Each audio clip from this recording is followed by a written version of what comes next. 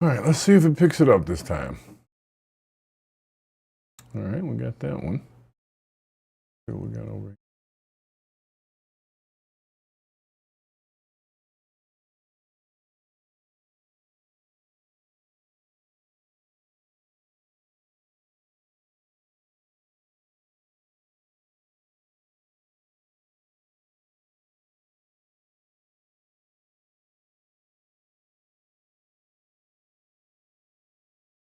Kilobits. All right, so we're good there. We're good here.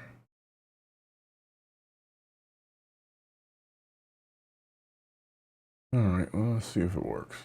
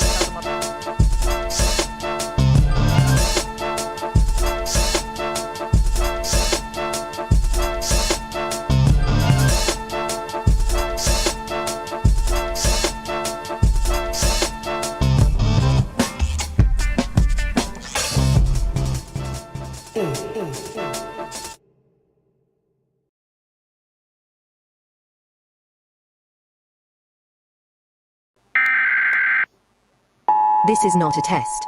This is your emergency broadcast system announcing the commencement of another purge of the BS, sanctioned by the First Amendment. Frustration levels 0 to 100 have been authorized for use during this purge. All weapons are restricted. Government officials have not been granted immunity from the purge of the BS and shall undoubtedly receive the smoke. Commencing at the sound of the gong, any and all BS, especially unnecessary goofiness, will be purged without consequence. Police, fire, and emergency medical services will be available, but they will be busy because they too will be watching the purge of the BS. Blessed be those who have already been victims of some BS. May God be with you all. We can enter any home we want, and we will one. As long as our will on this fine night. Don't force us to hurt you.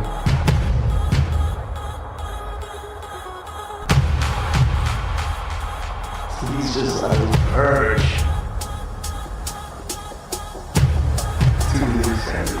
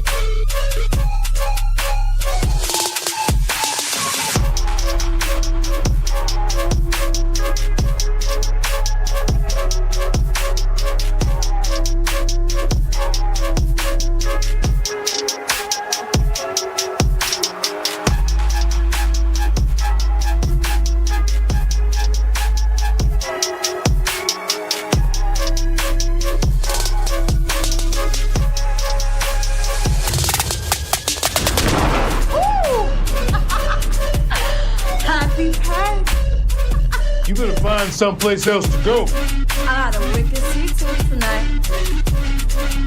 And I want my candy back.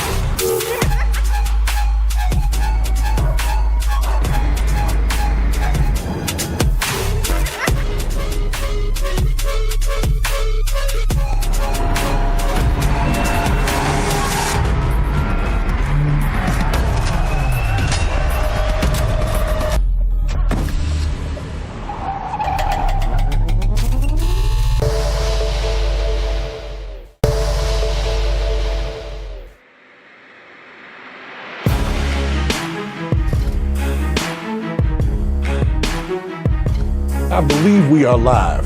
There is a lot going on, but I don't even care because I got to get this over with. This is another Purge of the BS. So thank y'all for joining in, everybody that's stopping by.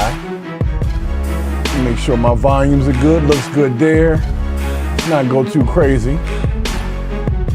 Special shouts to IMZ on the YouTube side, letting me know that the sound is good. Shouts to all of my folks on the TikTok side, letting me know that the feed is still live. Appreciate you. And a special shout to everybody on the Twitch side who is just now tuning in to Purge of the BS for the first time. Make sure that you hit that follow so that you don't miss this superb multi-streaming experience that we call the Purge of the BS. Now, for those who don't know where you are, why you are, this is a one-stop shop. We're going to cover so many things in an hour that it's going to be tough to keep up. So if you missed the live or you got to come back to the live, make sure if you come back to the live, you hit the like later when you hit the live. You got me? All right, because we're about to get into this thing. So let's see where we are let's make sure all our lives are up. Twitch is up, YouTube's up, TikTok's up. Okay. All right, well, let's see what we got. All right, what we got going on? All right, looks like we're good. Let's bring the freaking music out so I can get started.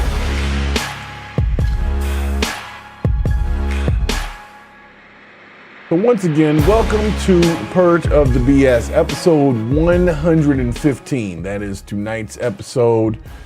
We are diving deep, well, not super deep, but deep enough into the chaos and controversy swirling around artificial intelligence, dividing itself and trying to blackmail people, digital currency, and of course the recently approved SAVE Act, which requires voter ID for, citizenship proof for voting ID. The ability to vote is based on whether or not you are a citizen. That's what the SAVE Act is. So we're going to talk about that. We've got some kind of weird separate but equal thing going on here that I think you guys are going to love chatting about. So make sure you jump in the chat, put in how you feel. If you feel like sending some support for the channels, be sure you do so in whichever form you happen to be on. They all are monetized, so much appreciated.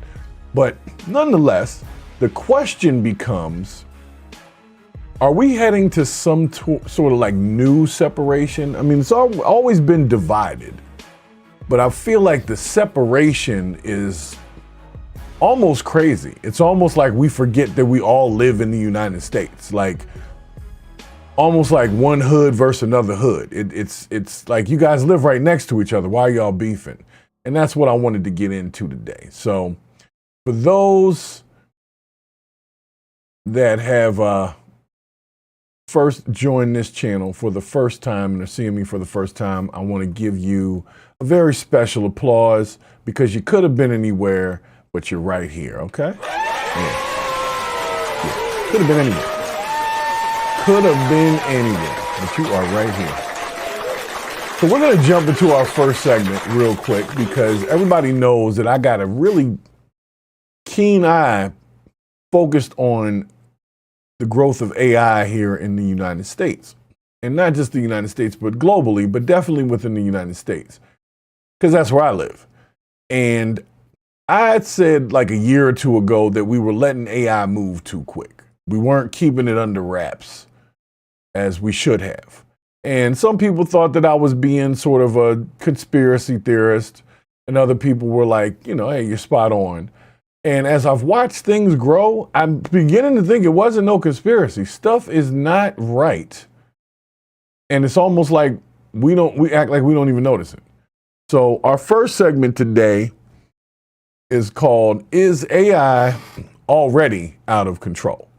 Because what we've done, we think we're controlling something, but you ain't controlling shit. So let's have a quick convo here. I'm going to bring you two clips, one from Anthropic's, a person talking about Anthropic's Claude AI, which recently was tested to see if it would lash out at people if we tried to shut it down, and it did exactly that. It tried to blackmail somebody. I think it tried to set up someone to be unalived. It was a lot. So I'm going to let this lady talk about it here. Let me make sure everything is still live, because I don't like doing this twice. Make sure the lives are still live. The lives are still alive. Nobody's seeing this other one. So let me see what's up with it. Hold on a second. It's unlisted. That's why nobody can see it. Bear with me. I have to change a setting here. Edit that. Click.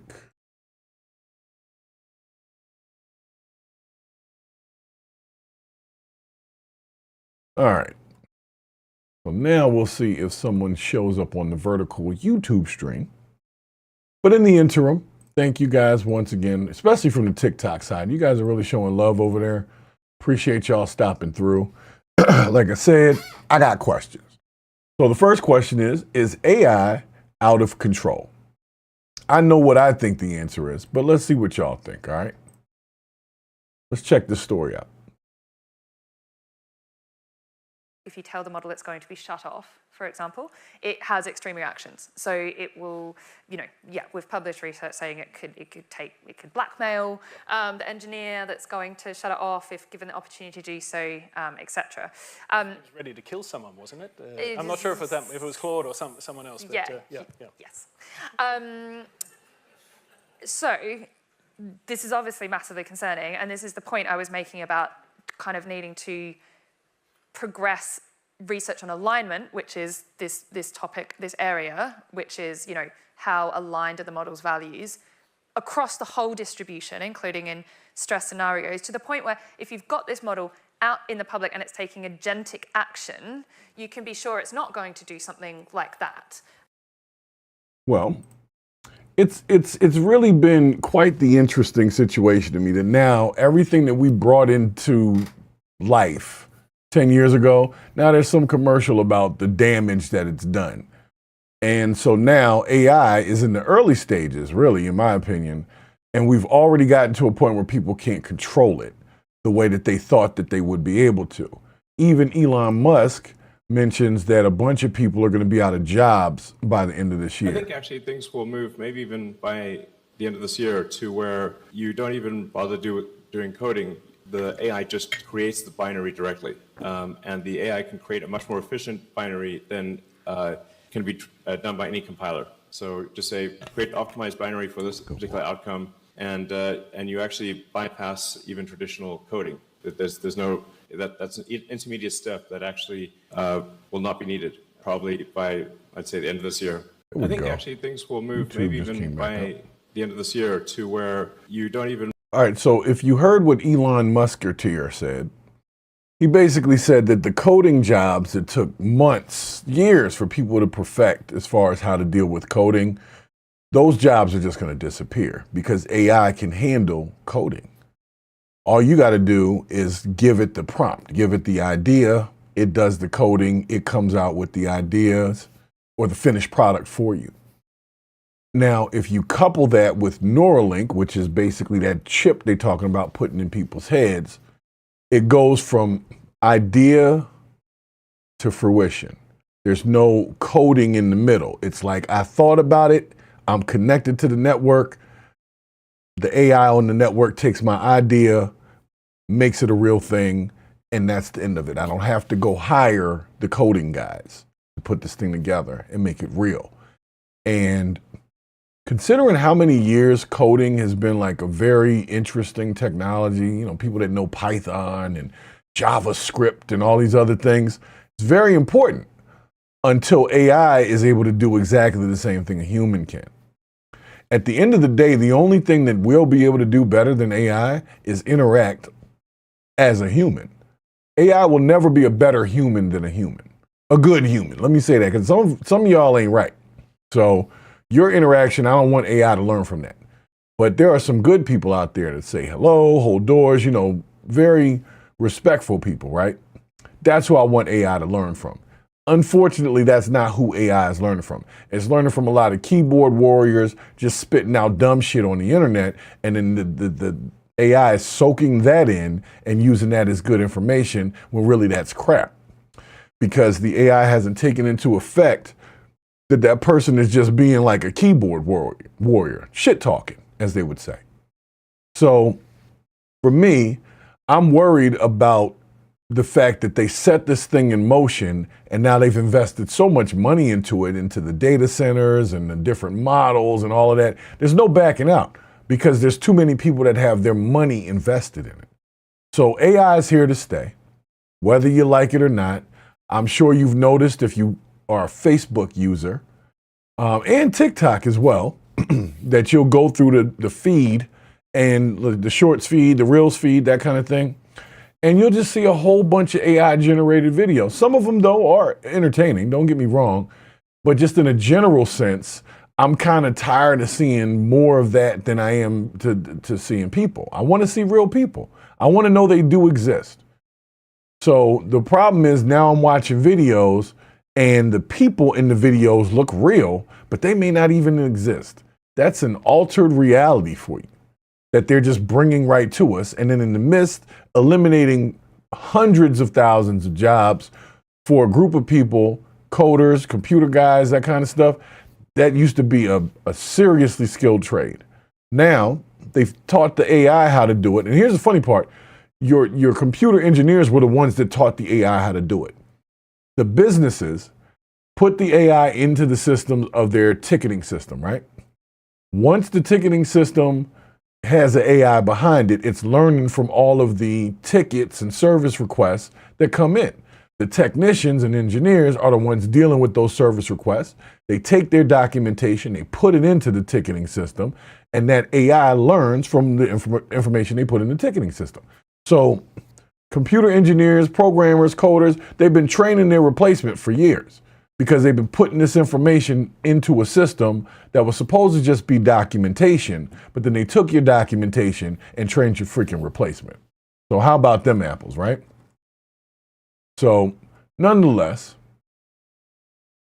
in this one, like I said, there was the first lady that was talking, well, she had the one that had the stuff on her lip. She was talking about more, they tested to see if Claude AI would respond if they tried to shut it down. It did. So if that's the case, and you did test it and it did do that, then why do we still have it? You know it's dangerous. You know it's going, the second you try to shut it down, it's going to blackmail the crap out of everybody. But like, why would you keep it there? And I believe there's another story on here. Let me see where it is. There was another thing in here. Boy, some of these comments, I swear to God. But there was a guy who literally got blackmailed by his own AI because he had given it all this information about himself and then pretty much asked it, like, if you wanted to take me out, how would it be done? And this thing came up with a whole plot, knew his weaknesses, knew the best way to take him out, and then for some reason mentioned doing it to him in the butt. I don't know what input he put in to get it to say something like that back, but it mentioned it, okay? So nonetheless, let me keep this thing going over here. I can't find this other one that I was looking for, but it was a guy who had a whole story about what had happened. But y'all get the point. The point is AI is out of control. The question is, are we going to try to control it, or are we going to try to ride the wave? Because that's where I'm at with it. I can't control it because it's bigger than me. Elon Musk is talking about putting data centers in outer space. So this thing is way bigger than an average citizen. So what I'm going to do is try to utilize it to the best ability that I have and not be taken away in the fantasy of some of these generated AI situations. Let's keep it moving. What we got next? What do we have next? Well, first I want to say a special hello to everybody on the TikTok side, DJ, Drew, I can't say it, Petronilia or Petronia Maureen. Sorry, it was a lot of letters and there was extra L's and I had to bring my brain back together to pronounce that. Nothing personal, Maureen, okay? Shouts to James Shirk, who joined in here a minute ago, and Barry Harden for jumping in here as well on the TikTok side. On my YouTubers, my tubies, as of course, you know, that is our home where we started all of this stuff. But for my tubies, let's see who was over there. Of course, it was Purple Groovy over there on the Tubi side. And IMZ on the YouTube side as well. So thank you guys for coming in and hanging out with me for a couple of minutes as well. We are on 4 lives right now. So we're going to see how easy this one is to maintain. So far, so good. It hasn't shut down on me. So that's a step in the right direction. Well, nonetheless, let's get to our next purge. Our next purged informational piece, because somebody told me I was crazy when I mentioned this, but apparently there is a mind-altering Nike shoe. I know, sounds crazy. So we might as well just go right into it here. So Nike has recently come out with some mind-altering shoe.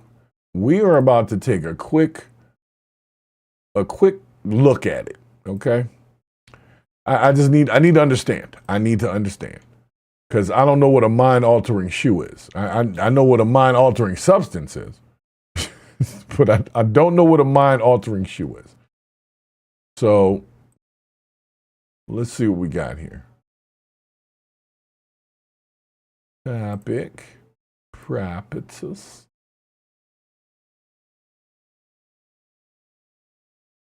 All right, let me see what we got here. See what we got here. Bear with me. Let's go. Why's this over here? Hold on a second here.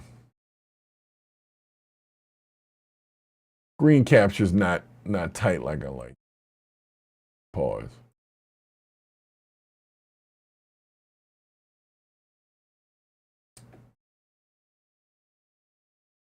All right, that's good enough. We'll do that.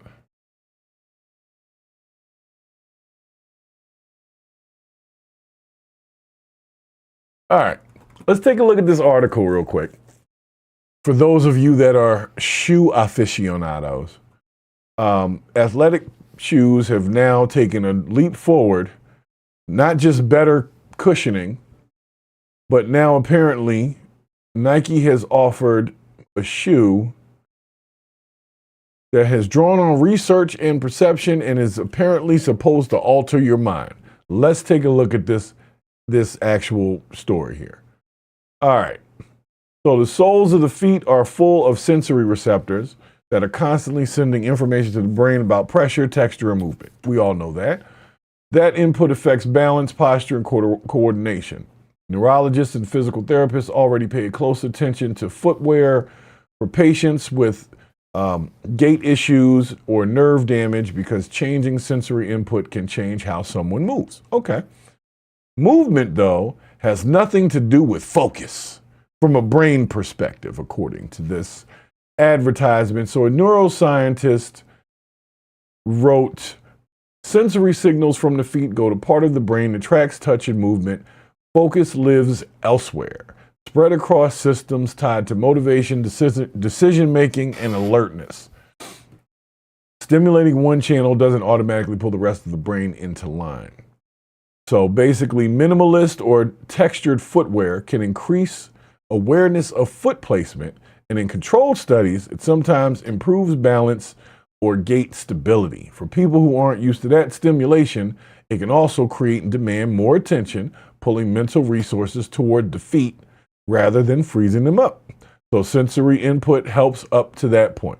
So after that, it starts competing for attention. Now, this is the Nike Mind is the name of the shoe. Okay? The Nike Mind. It is sensory-driven footwear. Now, I will say this. I guess Nike's been around so long that they're almost out of ideas. Like in a weird way, I think Nike is almost out of ideas. Because why would you need this? First and foremost, why would you need it? And secondly, what exactly is it going to change? Oh my God, they're ugly. You see these things? All right, well, look, let's just start. This is Mind 1. So these are pre-game shoes. So I guess you got to get your mind right for the game. So you got to put these on so they'll alter your mind to be right for the game. And these are $100 shoes. To me, the $100 slippers is what the hell they look like to me. But whatever. People spend money on weird things all the time. We've got the actual running shoe, which is the Mind 02. And that has these weird looking pimple knobs on the bottom and looks ugly as shit to me. Just saying. I'm an old school classic kicks kind of person. Love the old school Air Jordans, Nike Air joints. Not so much a big fan of the newer ones, if that makes sense. I'm more of a classic guy. And this doesn't look like anything classic. It looks like a Croc had sex with a Yeezy in sport mode. You know what I'm saying? And created this bullshit. And they're going to charge you $100. I guarantee the product itself is literally on some bullshit. I guarantee it. I guarantee the product itself is literally just overpriced. The materials itself probably cost 10 cents to make. And they're going to get a bunch of people thinking that they're going to alter their mind with their shoes. So imagine you're talking to somebody, they got these shoes on and they're just zoned out or whatever. You're like, what's going on with you? And it's because they want to draw attention to their shoes.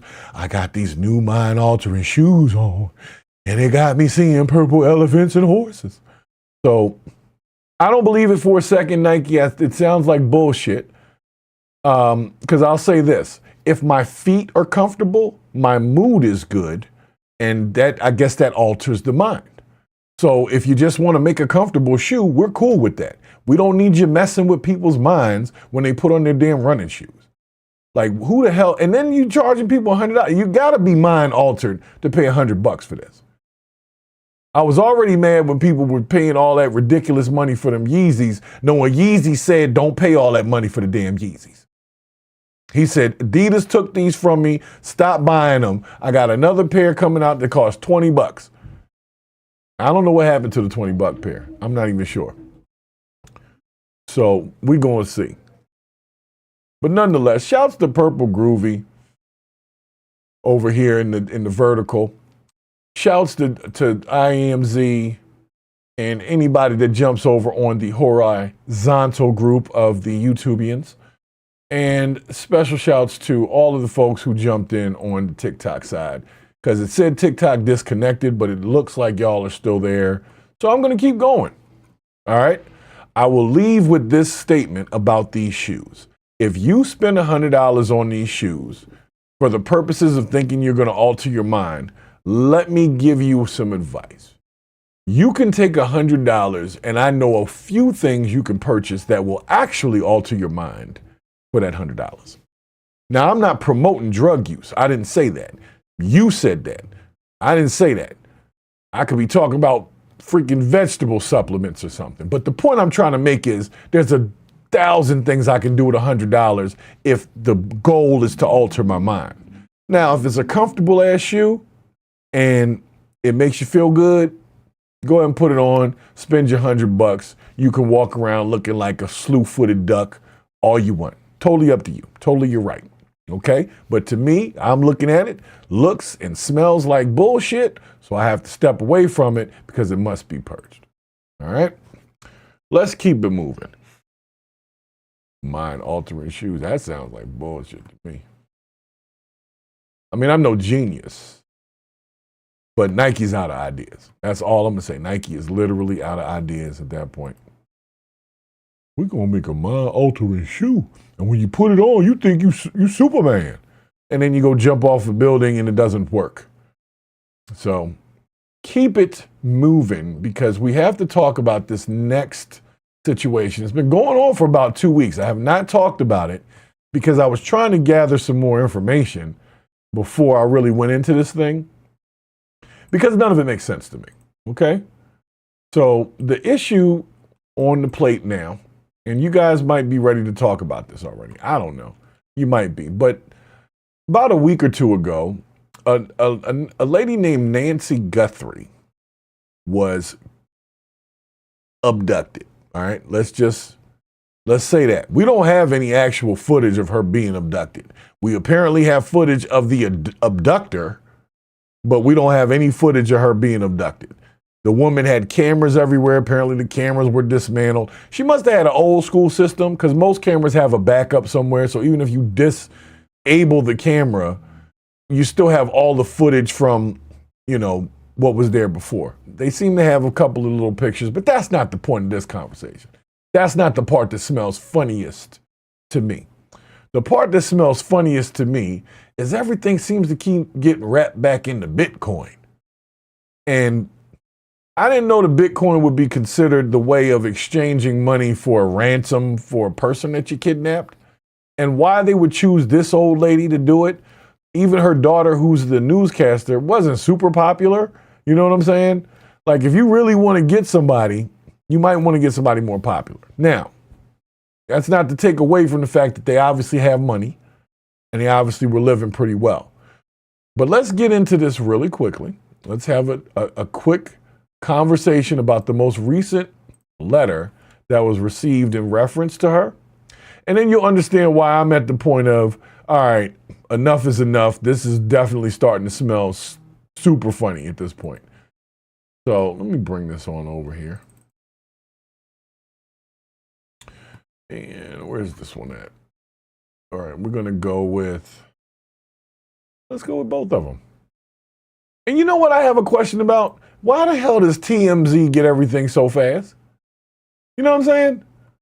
TMZ gets stuff so fast for whatever reason, and I don't get it. Because to me, they're not like a reputable news organization, but they always seem to have the damn video first, as if they're the ones setting up the problem. I don't know. I'm just saying. So this is a TMZ story here, but apparently the initial situation was they asked for Bitcoin in exchange for Nancy Guthrie. Okay? I know, it sounds crazy. It keeps telling me this is disconnected, but nothing else is going on here. I thought it was my son's PlayStation, but he's not even here right now. So I don't know what might be booting the stream, but it looks like y'all are still there. So thank you for still being there.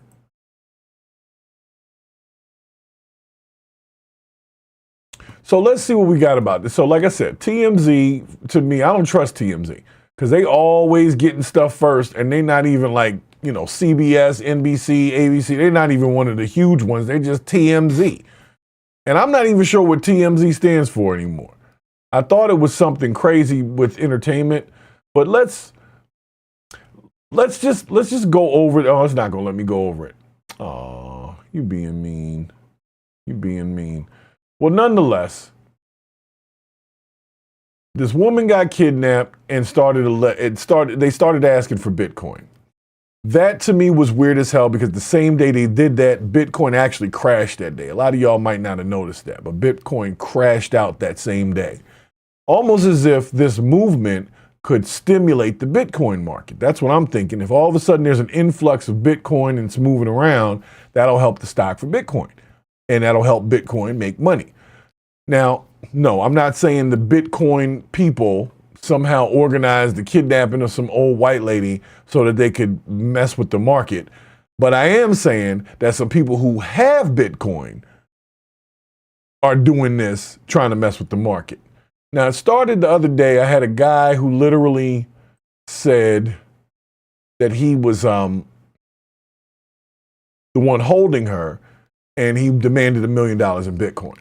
And come to find out, he wasn't even the one holding her, but he was trying to exploit the fact that she was being held and that nobody seemed to know where she was. So he tried to get $1 million in Bitcoin from them. They took him into, custody, found out he didn't actually have her. He's been released. But today, about 2 hours ago, they got another note. And this note said that if you give them Bitcoin, they'll tell you about the person that took Nancy Guthrie. So let's let this ad play out, but I'm about to let y'all see this craziness. Because this is not... My question really becomes, how come so many people are willing to either lie or act as if they have a kidnapped person for a couple dollars? That means you really struggling out here. You putting your neck on the line to say that you kidnapped someone or that you know who kidnapped someone, even though you don't know nothing. So nonetheless, let's see what we got here. So this is the alleged tape of the break-in, or the alleged video footage of the abductor coming and turning off cameras. He's got good gloves on, rubber gloves, looks like, or good leather. Covering the thing up, got a regular old backpack. Guy doesn't seem to be in a rush at all when he's doing this. And he put all that over the camera.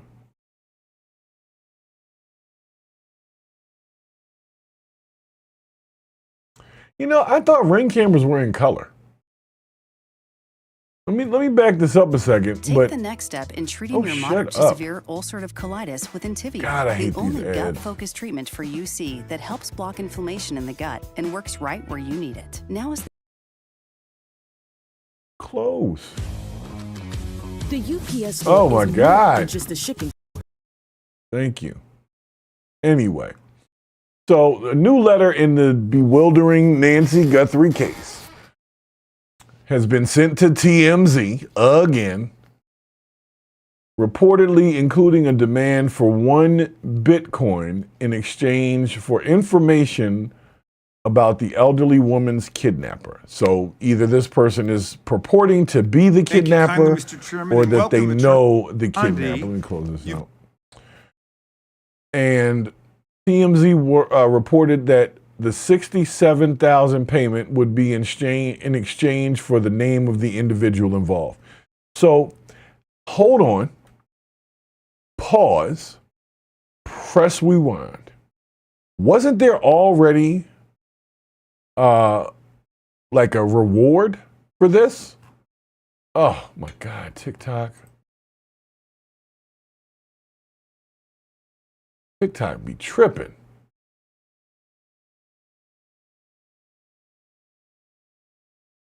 All right, now we're back on TikTok. This is why I don't like doing the multi-stream, because if I do YouTube, TikTok gets pissed off. It's almost like it gets jealous, like you're cheating on me by streaming on another service. Well, that's what I got to do sometimes. But nonetheless, let's talk about this. Let's talk about this. So, if you have a reward already out for this woman, I think it was $50,000 or something like that for information leading to the arrest of whomever was responsible, why would I need to be ominous and try to request Bitcoin? I could just tell you what's up and get the $50,000 reward.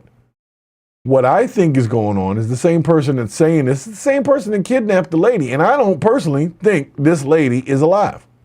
I think they got rid of her on day one and they've been playing with people ever since. I'm just not sure why they got rid of her. So because I'm not a conspiracy theorist, I try to keep everything in a rational sense. And rationally, what I think is her family had something to do with it. And I don't just mean her like immediate family. I think her whole family had something to do with it. I think everybody's in it for money, and they're basically pushing this whole narrative that somebody came and snatched this lady because they probably paid somebody to go in there and snatch this lady. That is my theory. This woman wasn't doing nothing. You understand what I'm saying? This woman wasn't part of the community and like selling drugs to your kids, and she wasn't doing anything. She just came back from dinner and went in the house. So unless her and her family were up to some real nefarious shit and they were talking about it at dinner, or they were just up to nefarious shit in general and we didn't know about any of that, why they would take her, it wouldn't make sense. The Mexican cartel is not taking no 84-year-old white lady out of her house in the middle of the night. And we only saw one person on the camera. First of all, this lady is a human being. You know how hard it is to carry dead weight from out of a house to a car, all that? There would be whole drag marks and all types of CSI type shit. And I haven't heard nothing about none of that. They said there was some blood in there. That was hers. That's what I heard. That's what I heard. Why this TikTok thing keeps reconnecting, I don't know. That is going to piss me off. That is going to piss me off. So we're going to see how that holds up.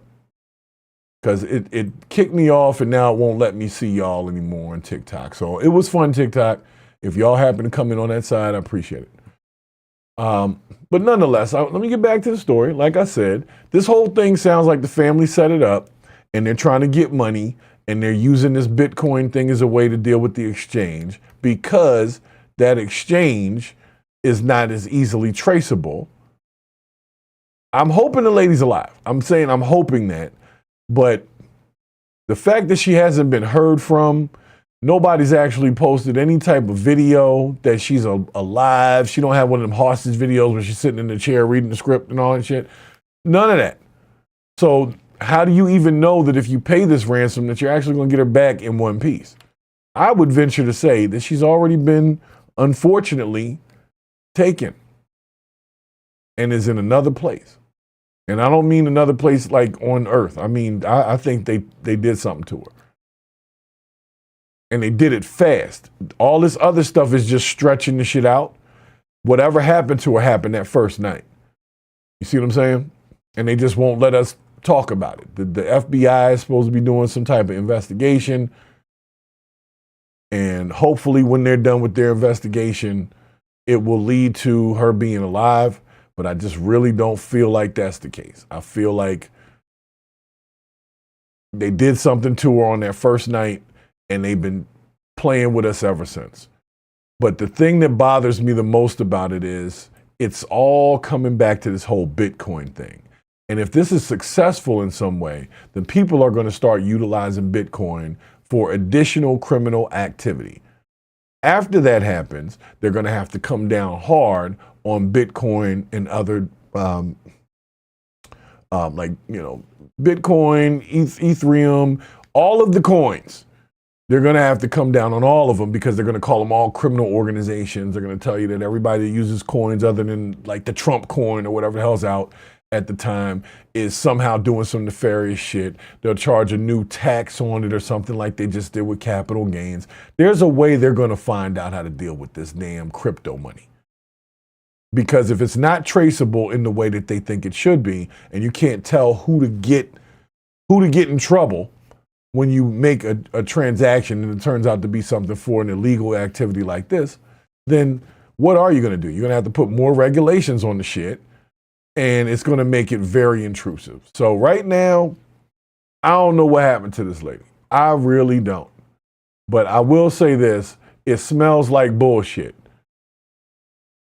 They said if they want the name of the individual involved, then they want 1 Bitcoin to the following wallet. And they gave them a Bitcoin address and said time is relevant and so on and so forth. But here is our perpetrator wearing a backpack holding some leaves that he got from over on the side and whatever. But why cover up the camera and you about to take somebody? Like, that's extra time he took to sit there and do all that. And if somebody was watching that Ring camera at the time, that's automatically going to let them know something crazy is going on outside. There's a guy outside trying to cover up your camera. So I don't like the way this smells. I don't know what it is about it, but I don't like the way it smells. Because who cares? You got a damn mask on. You're looking right at the camera. So if it was going to recognize you, it's going to recognize you from this image and not something that happens later when you drag the lady out the house. So the only reason you would need to cover things up like this is if this lady's not going to be dragged out the house. She's going to walk out. And then we can build the narrative around the blind spot of what we can't see. So she could very well have walked out of that house under her own power willingly. And we wouldn't know. We got this image and we got a whole story about Bitcoin and whatever. So I'm telling you right now, mark my words, this is some bullshit. I'm just not sure what the bullshit is in it yet. I haven't quite figured it out, but I'm looking into it. But I'm gonna tell you right now, if I'm this guy, I don't care about covering the camera after I've walked up to the camera, looked into the camera, stared into the camera, and like put my hand in front of it. Now you're gonna walk back off camera, well, not off camera, but further away from the camera, pick up shit from the front so you can cover the camera, then walk right back to the same camera that's still looking at you. As if you're not gonna be recognized if you were recognizable in the first place. So what is he covering up? He's not covering up his appearance. He's covering up taking the woman out the house. Because you don't need a rocket scientist to see a person with a mask on in front of a door on the Ring camera that's on your phone, and now you calling the police. You're not going to be waiting to see what they're here for. I wonder what they stopping by for. So, like I said, smells funny to me, but when y'all figure out what that smell is, please let me know, because I'm getting tired of smelling it. It smells like bullshit, though. It really does. Really, really does. So anyway, on the TikTok side, I don't know how y'all are even making it in here. It keeps saying it's disconnecting the TikTok live studio. So I might have to find another way to use multiple streams or figure out which ones work best together. Right now we're doing TikTok, Twitch, YouTube. Okay. So right now TikTok and maybe Twitch don't work as well together. Maybe they don't like each other. I'm not sure, but it's giving me a lot of errors and shit over here between the two streams. And hopefully y'all can even see what I'm saying or how I'm saying it. But I'm going to keep doing it because the beauty is once this all buffers in, the replay will be on time.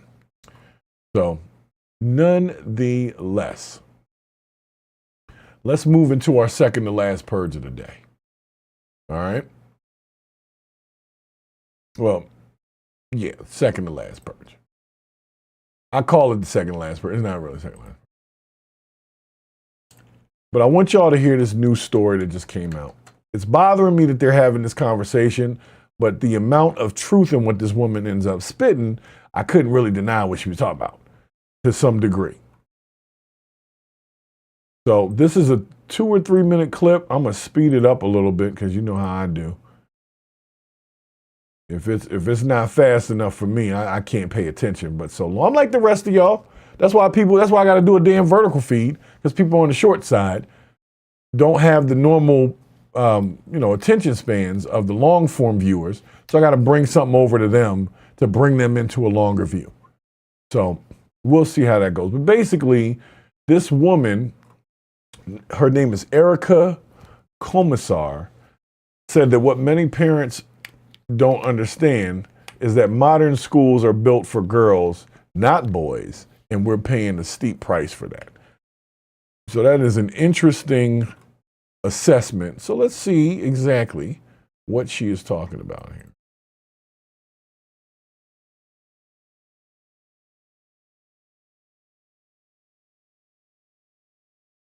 Yeah, let's see what we got here.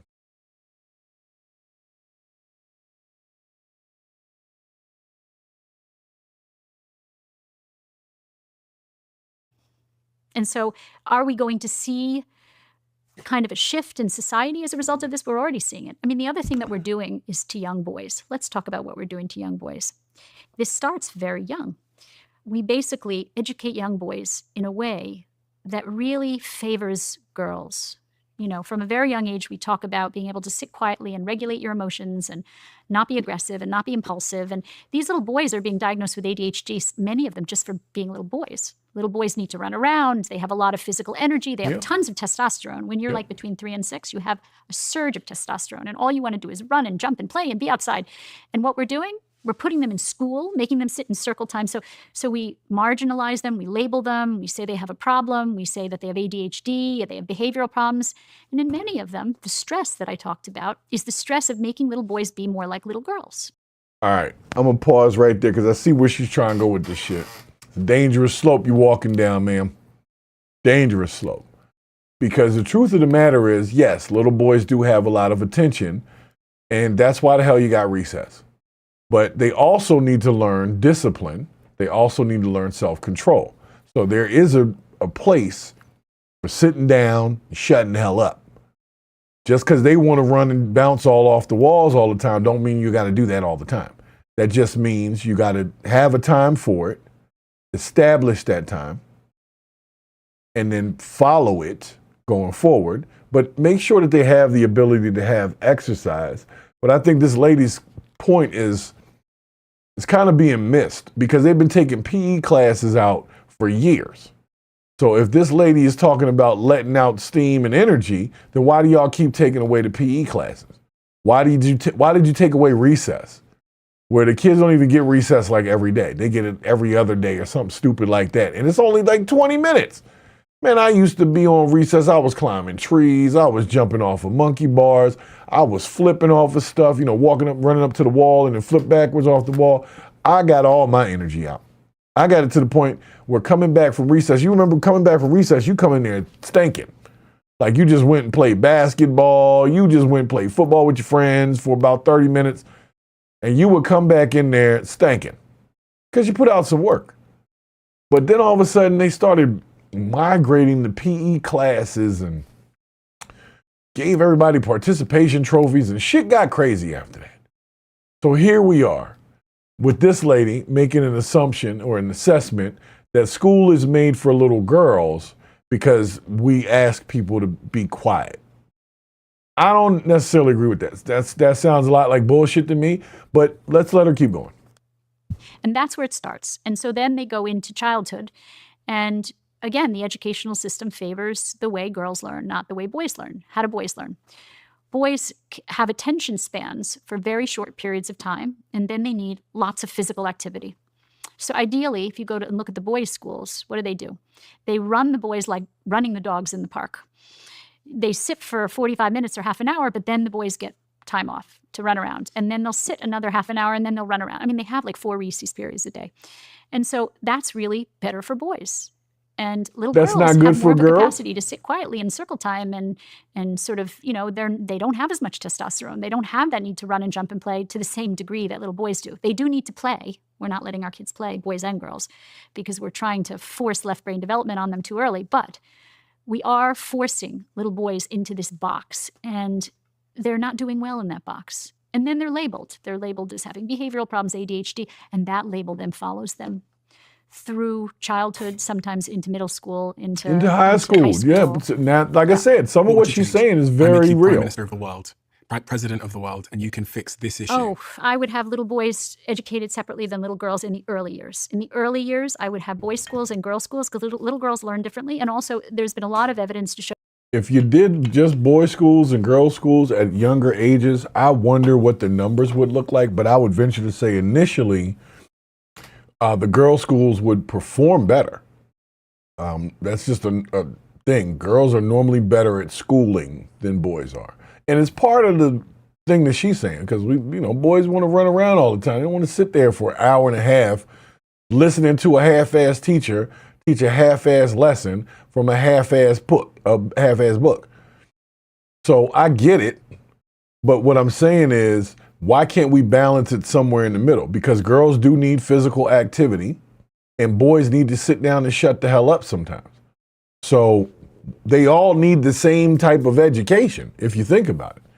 Now, we've already lowered certain standards for the girls versus the boys. That's why we have girls sports and boys sports and all that kind of stuff. So we've tried to make it somewhat of an even playing field, at least when it comes to varsity level sports, NCAA level sports. When they're very small, the boys and the girls can still play together. Co-ed sports probably go from under 10, under 10 years old. Once you get over 10 years old, there is a distinct difference physically that starts to happen between boys and girls. A lot of girls will have a growth spurt, but then they'll stop by the time they're 12 years old, 13 years old. They'll never grow another inch the rest of their life. They'll be considered tall at 12, but by the time that everybody else grows, they'll be short.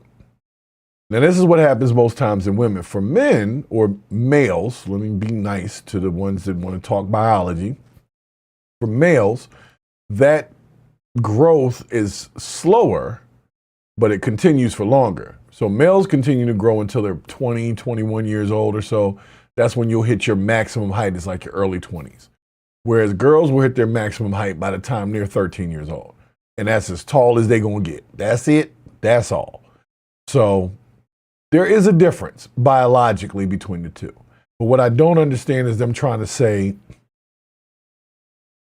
that either party can't utilize or use the same talents that the other group is flourishing at. So if the guys are flourishing at running, I don't think that the way to a better future is that girls can't run.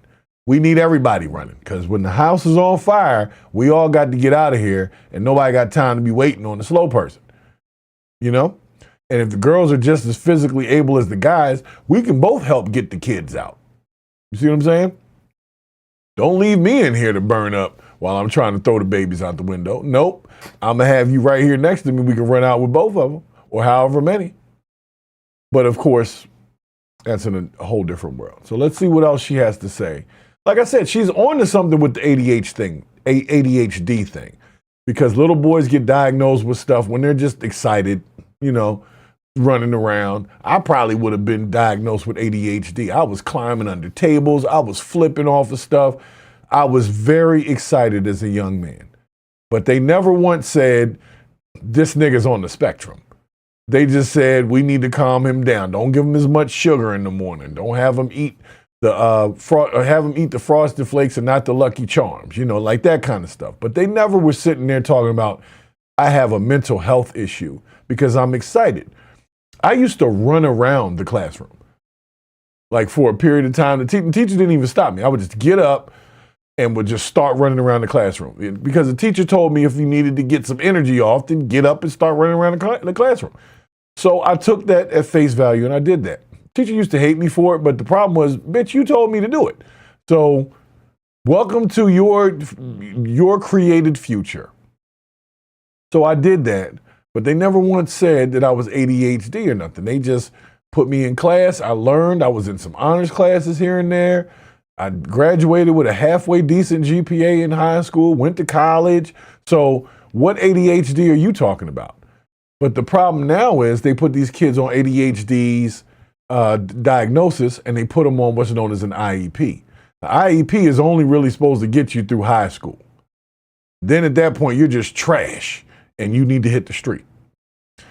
It's very rare that the kids that are pushed into the IEP program with ADHD, so on and so forth, are given an opportunity to go to a nice 4-year college, because their grading system is used on a curve. So it's almost like even if they got good grades, a college isn't going to think they got good grades. They're going to say, nah, you were on the spectrum. You were in the damn special ed program. We don't want you. So that's why you don't let these people diagnose your kids with that bullshit. Don't let them do it. Let the grades be the grades. You work with your kids on their grades. Do the best you can to help them learn. But don't let them tell you that your child deserves an individualized education program when they're in the midst of thousands of kids. They don't need that. They might need a little extra attention, but once they put them on this IEP thing, it screws the whole rest of the thing up. Because now they use these resources that the kid don't use that actually hurts the kid's education. where they're like, oh, this kid needs breaks and this kid can walk the halls and we can't discipline this kid and, all that kind of shit because they need careful hands because they're going through a lot at home and so on and so forth. And before you know it, they don't even care about the kid. They just let the kid graduate. And after the kid graduates, they don't care what happens to him, as long as he flipped them burgers right and dropped them fries. That's what they want for those people. Somebody got to do them jobs. You see what I'm saying? So they're going to take the ones that come in and shine and the gifted and talented group and all of them, they're going to push them in this direction. And then you come in and you bouncing off the walls and all that kind of stuff. They're going to put you in this box, call you an ADHD problem child, and then they're going to send you forward into life with no real experience. So I have an issue with that whole thing. But like I said, this woman's speaking some truth, but first of all, she's never lived a male experience. She can say what she want to say about what little boys do and don't do. And you ain't never been no little boy. You don't understand what it feels like to have apparatus that just get hard when it feel like it. You ain't even seeing nothing. You just sitting there. I don't know what women go through. I'm sure they go through something similar, but not quite the same. But just sitting there in your chair, and then all of a sudden you got wood going on, and now the teacher wants you to come up to the front of the class. A lot of embarrassment with that. There's a lot goes on. So if you haven't had to live that horror of having to calm yourself down before getting up, then you don't understand the plight of the man. Okay? But cool. So that in the early years, when you do single gender education, little girls will try things, will take risks with things that they wouldn't in front of little boys, and little boys will try things that they wouldn't take risks in front of little girls. Like little boys like are more having likely sex to with try each other? art and painting and music. Little girls are more likely to try STEM and math and all these things that we talk about little girls should do. So the idea is that single gender education in the early years is better for little kids because they learn differently. I get it. I see what she's saying, but it just doesn't sound like it's what we need, if that makes sense. If you split all the kids up, what if you have brothers and sisters, right? And they're not necessarily the same age, but let's say they're a year or so off, and they have to go to the same school. You're asking parents to send the kids to two different schools, or you're asking that within the school there's a segregation. So they get to the school together, but they can't even interact with each other until the end of the school day because of the segregation in the school. I don't like it. I don't like it at all. She's right about the fact that there are some differences in learning styles, but the social aspect also is just as important as the educational aspect. Understanding how to interact with others, it's very important. Understanding as a little boy how to interact with little girls, very important. You see what I'm saying? And I'm not just talking about like to try to pick them up or make them your girlfriend. Like, how do you interact? How do you become a gentleman? Chivalry, things like that. I think if you put only boys in schools for periods of time, especially when they're young, they'll come out with that whole girls are icky thing, which isn't really bad because that keeps them from procreating early. But if we look at each other as icky, I don't think that's helping. That's all I'm saying. So this lady's right about the ADHD thing, but that's not a failure of learning. That's a failure of y'all not knowing to just tell a little boy to sit his ass down sometimes. That's a failure of us taking certain disciplinary action out of the schools. But the reason why we can't let the teachers tap the kids no more, it's not because of the kids, like they're newly sensitive or something. Nah, the issue is the teachers. The teachers be unhinged as shit, and then they start messing with your kid, and they beat the crap out of your kid because they got something else going on, and it doesn't have nothing to do with the school or the kid. You see what I'm saying? So because of the human element, that's why we can't let teachers beat the kids no more, because some of y'all teachers ain't right. Some of y'all ain't got it. So we can't trust you with the yardstick because you like to bring the shit back and swing it like you trying to swing for the fences on a 5-year-old. That's y'all shit. Anyway, let me keep it moving. I know that went longer than I wanted it to. It really did.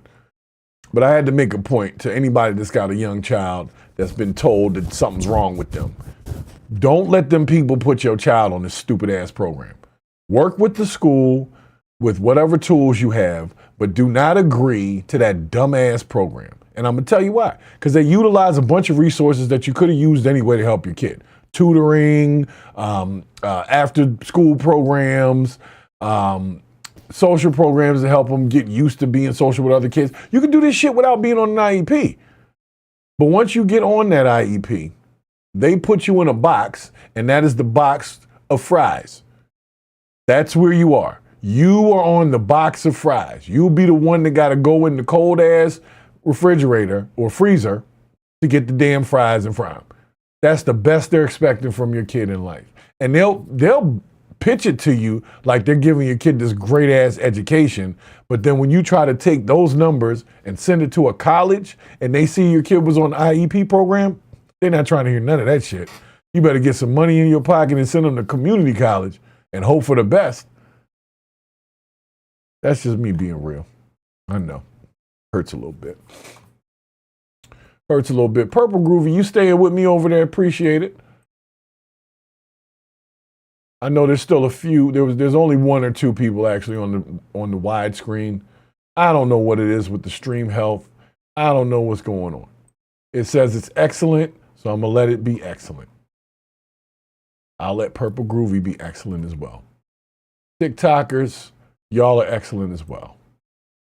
So nonetheless, let's keep it moving to this next to last joint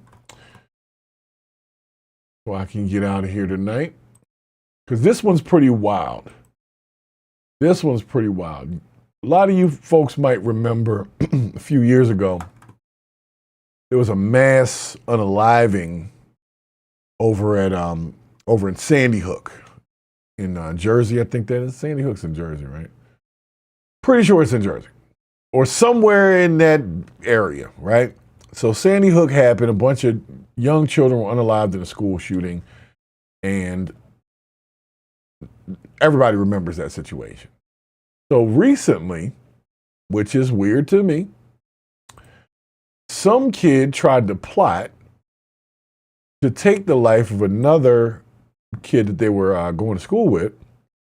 And they literally were trying to blame it on Sandy Hook somehow. So let's see what the story says, because that's what I got, was they were blaming their craziness on the Sandy Hook situation. But I don't know. Let's see. Let's see what we got here.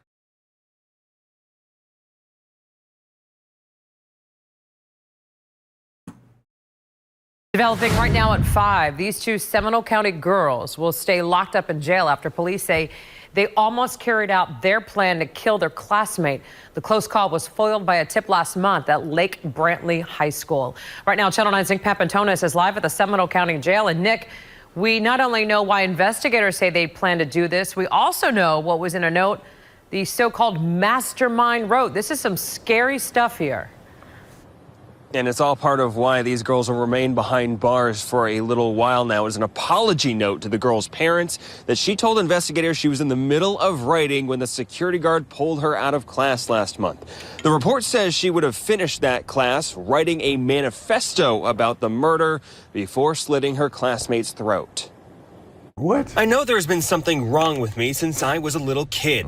I deserve what's coming for me, as I am disgusting, cruel, and useless. Police say Isabel Valdez, who also went by the name Jimmy, wrote this note seconds before she... Hold on a second. All right, so are we doing narratives? Are we doing narratives? We're doing narratives. Okay, yay, we're doing narratives. So, our narrative on this one, folks, is transgender. Oh, we got our narrative. This is Isabel Valdez, who goes by the name Jimmy. Okay? I'm assuming the Jimmy is apparently the male name that this person's trying to have, because you're not going to be called Jimmy as a lady, because that doesn't make any freaking sense. But you would be called Jimmy if you want to act like you are something that you are not. And your name is Isabel Valdez, okay? So since we're doing narratives today, we've got a transgender high school kid who's confused and got a lot going on. So we're going to have a whole mental health. This is what's wrong with this person. Starts here in the manifesto. I know there's been something wrong with me since I was a kid. I hated people. I was aware of how disgusting everyone is. I deserve what's coming to me as I'm also disgusting, cruel, and useless. So if you talk that shit to yourself, yeah, you are disgusting, cruel, and useless. As a man thinketh, so is he or she in this situation. So let's let it play out. But I didn't know it was going to be narrative time. So I just had to come make sure we were and useless. Cool here. Police say Isabel Valdez, who also went by the name Jimmy, wrote this note seconds before she realized she would not be able to murder her Lake Brantley High School classmate last month. They say Valdez recruited Lois Lippert to help her kill the other student because she believed he resembled Adam Lanza, the Sandy Hook school shooter, who she obsessed over. For months, investigators say Valdez stalked the other student. All right, hold on a second. So we got two. We got two. All right. We got the first one, which is this one. I feel like this one is the mastermind, but apparently that one got upset, hired this one, I guess, to help out, who probably thinks she's a dude too. I don't know. Lois Lippert. That sounds like some shit from Family Guy or The Simpsons or something. All right, but the issue that the Isabel Jimmy person had was that this person that went to school with them looked like Adam Lanza, the Sandy Hook school shooter. And because of that, knowing that that wasn't him, but because of his closeness in appearance, they plotted to take his life. Now look, there's a lot of reasons that you might want to take somebody out. The possibility that they look like someone who you know they're not, they just have a look that looks like them, is not a valid reason to even go crash out that far. This lady was writing a whole manifesto. Now, I appreciate the news for not playing that bullshit game of pronouns, and they keep saying she, but we all know what the situation was. That's why she wanted to be called Jimmy, okay? So, yes, Adam Lanza got picked on, wild out, went to Sandy Hook, and unalived a bunch of people. So if this classmate looks like this person, you could say that, and that could be kind of like a running joke. But trying to take them out over that just, you're going to give up your whole life because you know somebody look like somebody, but they not that person?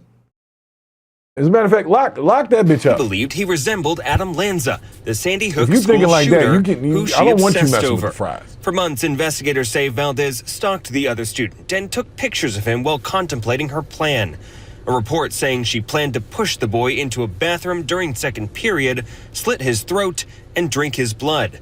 All with the goal of bringing Lanza back to life. Whoa. They say she brought a knife, trash bags, and gloves to the school, and she and Lippert, who brought flowers, tried to sharpen the knife by running it against a pipe in the bathroom. Valdez's attorney didn't have much to say during her bond hearing Wednesday, She could be held in no bond. or after a judge decided both girls should stay behind bars. My name is Nick. I'm a reporter with WFTV Channel 9. We left a message for Lippert's father, but haven't heard back. Valdez is 15, Lippert is 14. Prosecutors upgraded the charges to adult for both girls, telling us that they felt that the more aggressive tact and having more sentencing options and longer-term sentencing options was necessary here. Hey, where's the privilege, man? Jeez. This is a 14 and a 15-year-old, and they're getting charged as adults for thinking about taking somebody out. They ain't even do it. They were just writing about it.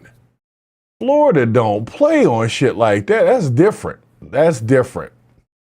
Normally, you don't get minors charged as adults with situations like this, especially if they're like first timers, you know? Doesn't sound like they had a record. So let's have a quick discussion here, okay?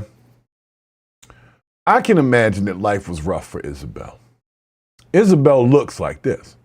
Isabel looks just like this, okay?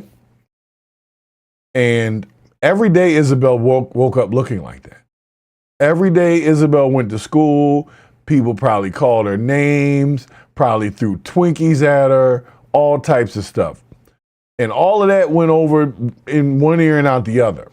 What messed with her was that this person looked like the Sandy Hook school shooter, and she and a friend, that's what makes it worse. It's the one thing when you crazy by yourself, but when you crazy and you bring somebody along with you crazy, and then now y'all both crazy, that's a problem. That's crazy, that's contagious crazy, where that shit be spreading. We can't have any more of this, okay? The bad idea came from this lady, but she was able to convince someone else to have the same bad idea. So they came to school one day, they thought it was going down. Next thing you know, now they're in jail for being charged as adults for conspiracy to commit. And conspiracy to commit is like hiring a hitman or coming up with a plan to blow up a building. You're on your way down there, you just never make it. That is a very serious charge. The most serious piece of it, though, was Isabel serious? Isabel could talk about, I want to slit this guy's throat. But does Isabel even have a knife? You see what I'm saying? And I don't believe Isabel had a knife. I believe they were just scared of Isabel because Isabel does look scary. And Isabel looks like the type that might carry out some crazy shit. So they just err on the side of caution, locked her ass up, and charged her as an adult. Now, where's her family to speak out for her? I don't know. Haven't seen it. Where's her dad, her mom? So I would venture to say that Isabel is probably the product of a broken home situation. And maybe an orphan, maybe being raised by a third-party parent, like an aunt, grandparent, something like that. And has gone through life feeling like she's trash because maybe her parents didn't want her and, why didn't they want me? And now your other folks don't want you and the people at school don't want you. And the only way to be valid or remembered in this world is to do some dumb shit. If you're not naturally talented to where you can do something that most people can't do so you can be recognized for that thing, whatever it is. If you're not that, then the only thing you can be recognized is for something totally negative. Blowing up a building, crashing into a school, like just some dumb shit. That's the problem we're having with folks in the United States. Everybody got to be recognized for whatever. That's not the point of you being here. Let me just take a step back here for a second here. Take one step back here because I need y'all to come in for this, okay? So that y'all understand, every person who is alive and moving and capable on this planet has the same exact fucking purpose. Do y'all know that? Every last one, every last person who is breathing and capable on this planet. I'm not talking about people who are vegetables, and even them, Stephen Hawking was a freaking rocket scientist or some shit. And he wasn't even moving. He was just, you know what I'm saying? And we respected that. Well, at least somebody did. The point I'm trying to make is, we have a purpose on this planet. I've been trying to explain this shit to the young guys. They don't fucking listen because they don't understand this. Everybody seems to believe that the world started the day they were born. Or not even the day they were born, the day they became conscious of their existence, which is around 3 years old or so, as if the fucking world wasn't here doing just fine without your ass. So if you come here, when you come here, as the human form, full of energy, water, and cholesterol, your purpose is the same as the next motherfucker. And let me tell you what it is. I know y'all have waited a while, but I had to make sure that y'all understood where it was coming from. The purpose is simple. To do some shit while you're here, while you have your time, that carries on when you leave, and it helps others when you're gone. That's the reason why I'm even able to talk to you on technology right now, because somebody did some shit so that we could use it when they were gone. They didn't just come here and disappear. So if we were all on a purpose to create something, build something, the world would be fucking Jetsons because everybody would be contributing to society instead of just leeching off of it. Some people are just here to breathe the freaking air and drink the water.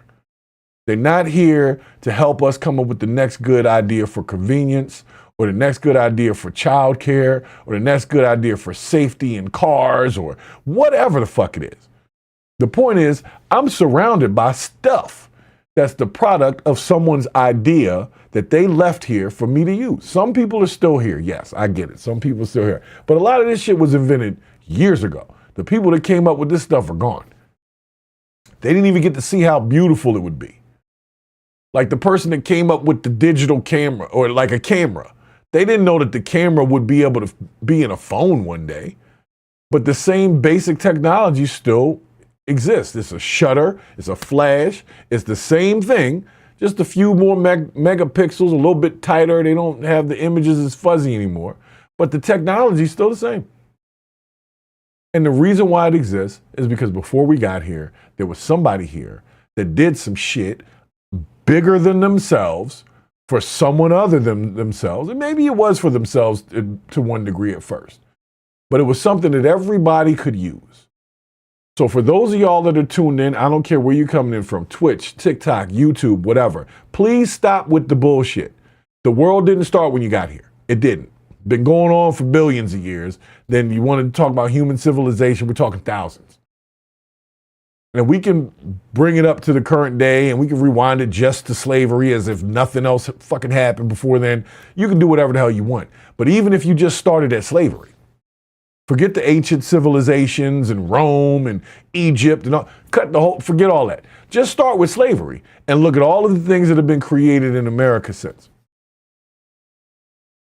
Bunch of people left shit behind for you to use. So you need to be a little more thankful and stop being such an asshole and thinking that this world actually revolves around your shit when you haven't even contributed to it yet. You just figuring out what you got to do. And that's the problem with, like I said, the young guys ain't trying to hear this shit. As far as they know, the world started when they became conscious. So they feel like the world owes them, if that makes sense, for being here. Like you owe me for having to be here and deal with y'all. That's a backwards ass way of thinking. And all of my young dudes that think like that, y'all not working on shit. Just letting you know. Okay? You're not going to produce shit. You're going to be mooching off of whoever you can, from your mama to your grandmama to your girlfriend to the end of your life. The real ones are out here trying to produce something. They're trying to make sure that when they go, there is something here that carries on, that helps other people. That is the point and purpose of your life. And if that's not what the hell you are working on, if you're only working on shit that's self-serving, guess what? Karma's a bitch. And she doesn't forget. And I hope you get all that karma, because that's where you get the lesson from. It ain't about you. The better you do for your fellow man, the better you do for your planet, so to speak, that's when, for those who are believers, because I know some of y'all are freaking atheists or whatever, but for those who are believers, when you want to hear, good job, my good servant, it's not because of the things you did for yourself. It's going to be because of the things you did for others. So that so-called God that we keep talking about, the Christian God, the Judaist God, all of them say the same thing. It ain't about you. So stop making it about you. So speaking of people making it about them, y'all might have heard recently one of our, I don't want to call him a legend per se, but he's definitely from the past. And he's definitely done a lot of work over the years between, was that New York Undercover, along with a bunch of Medea movies. But the guy I'm talking about is Malik Yoba. Okay? Yes. Yes. Say it. Yes. And Malik Yoba recently crashed out in an interview because someone asked him about trying to solicit sex from a transgender minor. I know that sounds like a lot. That's a mouthful right there. You're trying to solicit sex from a transgender minor. But apparently, Malik has expressed that he has some gay tendencies. That's the only way I can express it. He says he has an issue. He hasn't quite figured out why he likes transgenders. I can help you, Malik. The reason why you like transgenders is because you like men who dress like women. Okay? Hey, that's your preference, but you asked the question, I don't know what this is. Well, I'm going to tell you what it is. You like woman on top, man on the bottom. That's what you like. That's up to you. Now, I don't know if you got one of them post-ops with the 1-inch hole drilled in down there, but in the general sense, let's just act like the person still has the same plumbing as they started with. You want a woman on top, man on the bottom. I don't know why. So Malik is going to talk about one thing, and then it takes a horrible turn in the interview because this guy asked him about, well, actually, Malik brought up the transgenders, and we're going to talk about that after this. I'm not going to get, you know what? I'm going to get in trouble tonight. I don't even really fucking care. YouTube has been suppressing the shit out of this content for weeks. So guess what you're going to get tonight, YouTube? You're going to get the unhinged version of what I have to say about this Malik Yoba shit. Because I actually like Malik Yoba. You know, up until now, I hadn't really seen him involved in, you know, a bunch of like scandals and shit like that. So I was like, all right, Malik Yoba's cool. But check this out. It is true that I, as well, are one of these men that have been attracted to transgender women. And I've struggled with that, and I've tried to figure out what does that mean, and you know why. And you know, I'm 52 years old. You know, this started when I was a teenager. A trans woman by the name of Mariah Lopez Ebony wrote a Facebook post in which she accused you of soliciting sex from her as a minor at ages 13 and 16 years old. So, what do you say to that allegation? I say that, you know, when I heard that, and I didn't actually read it until last Thursday, what she actually said. I don't know the woman, number one. So you're saying you never met her, you don't know her? That's exactly what I'm saying. I don't know her. I have no idea who she is. That's a very loaded question for you to ask me that, and we discussed that before. And I actually told you that I would ask you that question, and so I asked. All right, I'm going to pause it right there. Because, first of all, I got to get the shot better over here. I don't like the shot where it is. So, let me bring this shot in a little better. All right, that's better for my vertical folks. Let's see about my horizontal lines.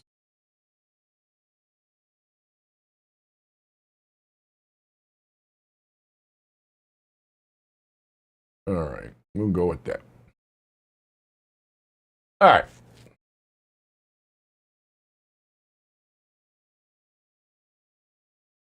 So here's where it seems to have a problem. He literally asked them a question about an allegation a person said about him, right? And it sounded like he was going to answer it, and then he answered it to say, well, I don't know that lady.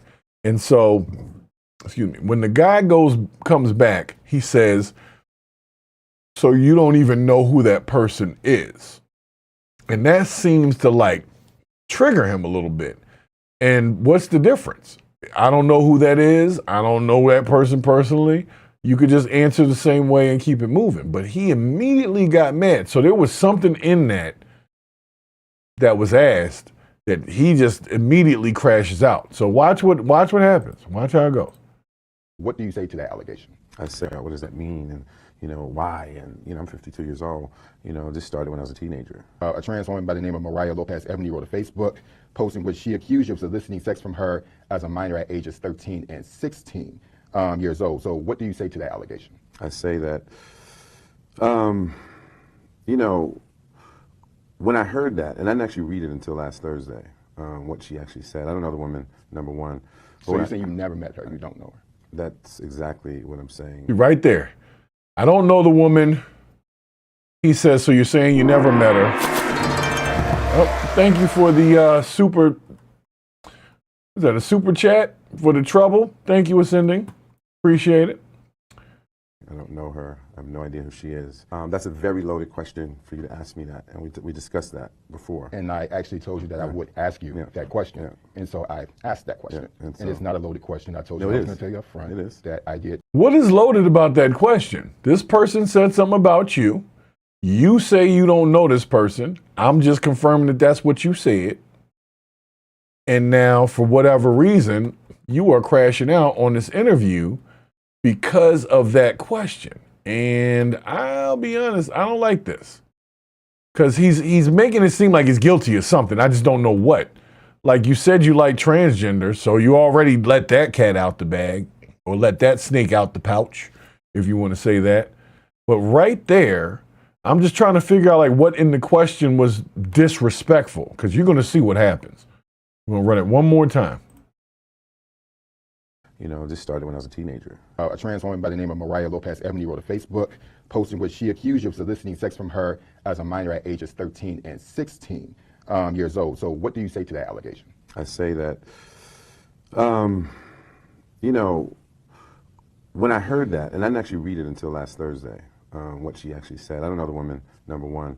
So you're saying you never met her, you don't know her? That's exactly what I'm saying. Right I there. don't know her. I have no idea who she is. That's a very loaded question for you to ask me that, and we discussed that. I feel like this And was I edited. told you that I would ask you that question, and so I asked that question. And it's not a loaded question. I told you I was going to tell you up front that I did tell you about it, and we both agreed to it. I told you that. What do you say to trans black women who say that you're centering yourself and that you're being opportunistic and focusing on your attraction as opposed to their issues, and without proving that you're ready to do the work? So what would you say to that? So you 974. Whoa. I didn't even know about that second one. So he's basically saying, what do you say to trans people who are saying that you are just basically lying about your attraction to trans people so that you'll have an audience of trans people who like you, and you haven't done the work per se? What is the work? I don't know what the work is. Like, how many dicks you got to take to be considered okay with the trans folks? I don't know. How many drilled holes you got to deal with? I don't know. But that seems to be the thing. So it's basically, dude is checking him on how freaky he is with trans people, and he gets upset about that. Let's see where it goes. Bar was the other day. Correct. And we decided how we were going to approach this. Not, and we decided how we were going to approach this, bro. We went through a number of questions. We decided how were we going to approach this? And we we're said actually recording, and the more you talk, the better, the worse it looks for you. So what I'm asking is that we're having a conversation. What did you say? I said the more that we're talking, the more I'm just concerned. So I'm generally concerned. I said that the more that it looks bad for you. That's what I'm saying. Yo, did you see that? You see how he leaned up in the chair? That's supposed to be an aggressive male move. For you that don't know, when a male goes from sitting back in a chair to sitting up like this, that means that they're ready to get the fuck out this chair and whoop your ass. What it means. So if you ever see that movement happen, make sure that you're on the defense at that point. Because what does occur after that, what normally occurs after that, is a fight. And this guy on the other side is not backing down at all. And he doesn't even say to him, hey, why are you moving up in the chair like that? Like, what's up? What you trying to do something? But he says, we discussed how we would approach this. So the topic is not new to him, but the angle in which they were going to take so that he didn't make himself look bad, that seems to be where the question is. And that, to me, is not his fault. That's Malik Yoba's fault. You the one messing with the transgenders. If you embarrassed by it, why did you come on the show to talk about it? That's all I'm saying. Yes, sir. This looks bad for me. Yes, because I'm asking a number of questions. We're done, bro. Okay. We're done. Yeah, this looks bad for you. I chose to come and speak to you about what you do and what I've done. It looks bad for me. It's a setup. I don't like this. Okay. We said that we were going to focus on policy. And we did, and we also said, and we also said, and no, we had a conversation about a wide range of things. things. I don't. We're not. We fucking discussed for 4 fucking hours. You understand allegations, homie? The fuck is wrong with you? The fuck is wrong with you? There are. We sat for 4 fucking hours. We sat for 4 fucking hours. We sat for 4 fucking hours. And you gonna stand for fucking allegations? Fuck you. The fuck is wrong with you? This is my fucking life. Sound like R. Kelly. This is my life. Yeah. Can you say it again? Can you guys not? This is like... That's fucked up, man. We have like... What the fuck is wrong with you, man? We fucking sat for 4 hours. Don't tell me shit. Don't tell me about this. This is professional. This is life. It is true that I, as well, are one of these. You know, it's very different when you watch the end and then go back to the beginning and hear how calm his ass is. You're like right here. It is true that I, as well, are one of these men that have been attracted to transgender women. And then you jump to about right here. Fucking hours. And you gonna stand some fucking allegations? Fuck you. The fuck is wrong with you? This is my fucking life. The fuck is wrong with you?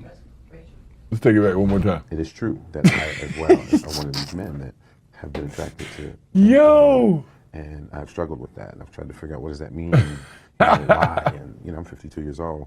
You know, this started when I was a teenager.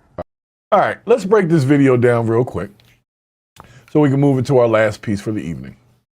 First and foremost, Malik Yoba, if you tell a man that you've had an issue with being attracted to transgender women, men, you know, males that are now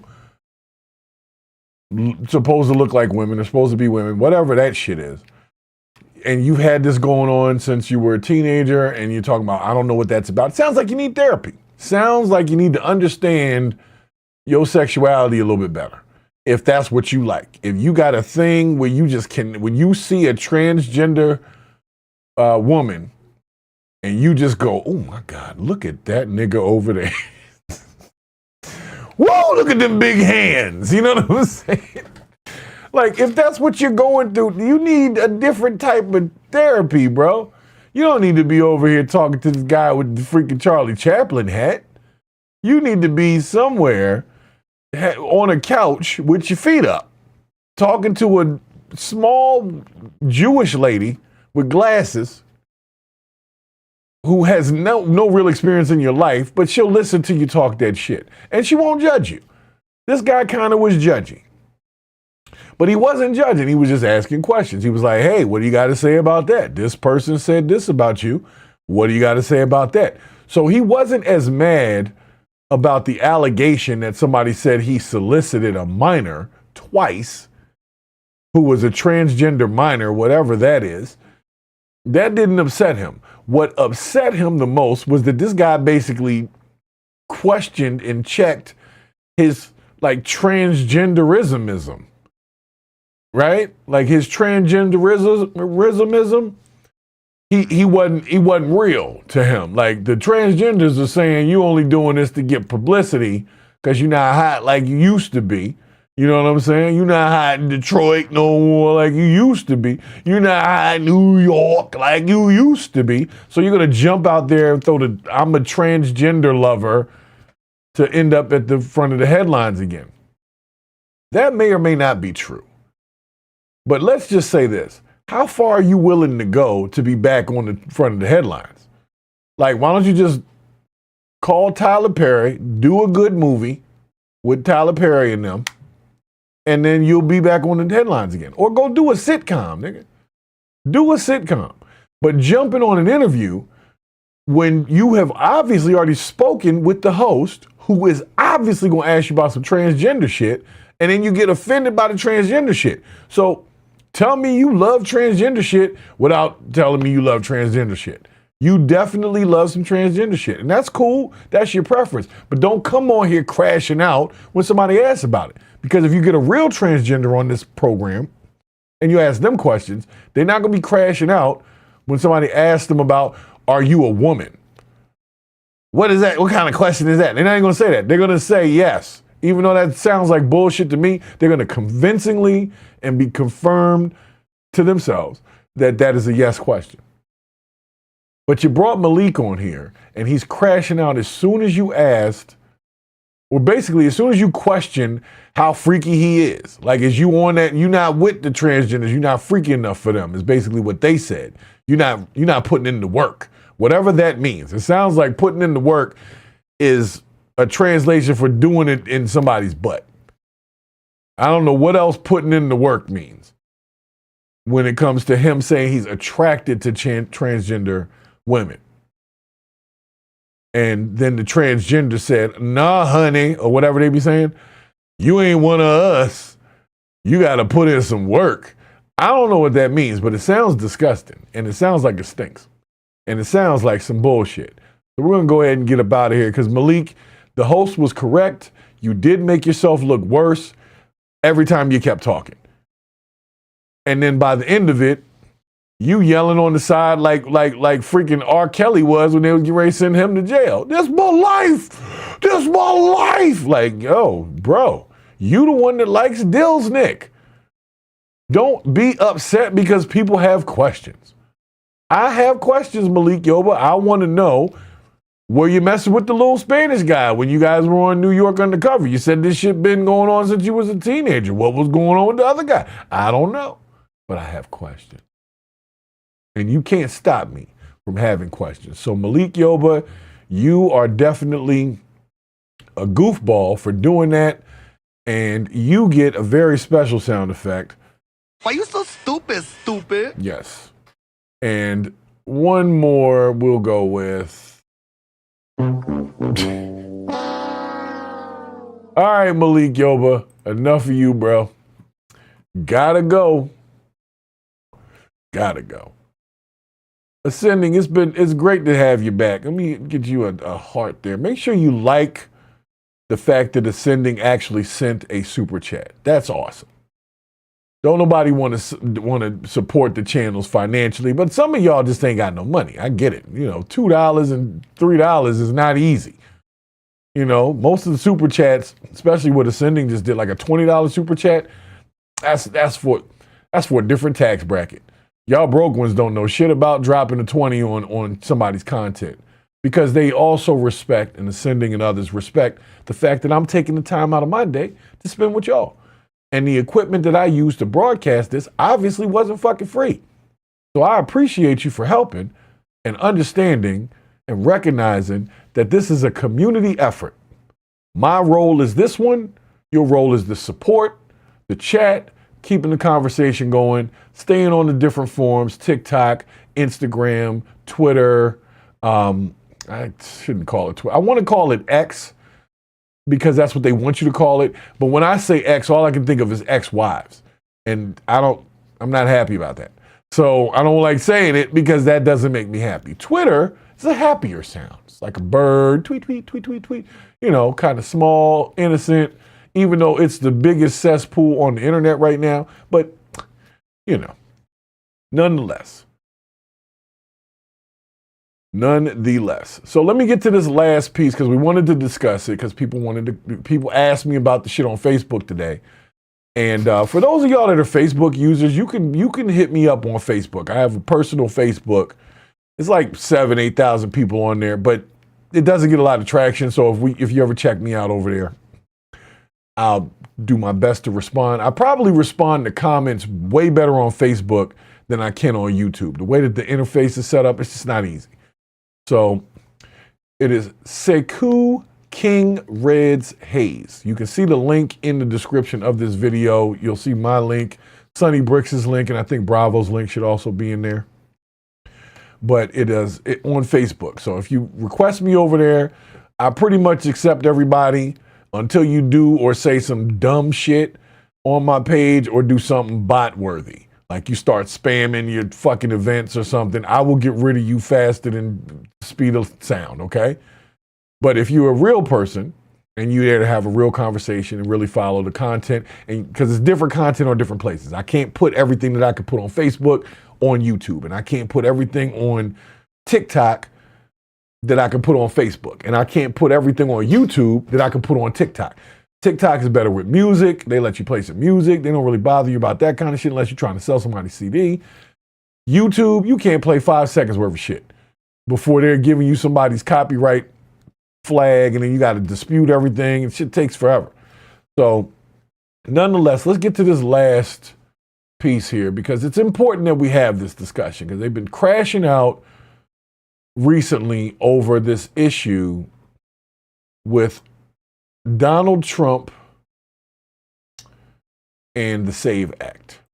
Do you guys know what the SAVE Act is? Probably not. Well, the SAVE Act, for those that don't know, is the new rule that requires for people to have U.S. citizenship proven in order to vote. So the initial sentiment for that comes from the American public is this. I'm going to tell you right now, I don't care what side of the political spectrum you're on. Anytime 90% of the people agree with something, it's got to be pretty on. 90% of the American public, and this goes between party lines, 90% of the American public voted yes for the SAVE Act. All of a sudden, I'm seeing on today on the internet a bunch of people from Congress crashing out about this damn SAVE Act as if 90% of the fucking American people didn't want it. So I say to myself, why are they crashing out? What are they talking about? If everybody wants this, it's one of the few things that a lot of people agreed on. And let me break it down to you, since y'all don't understand the truth in the text.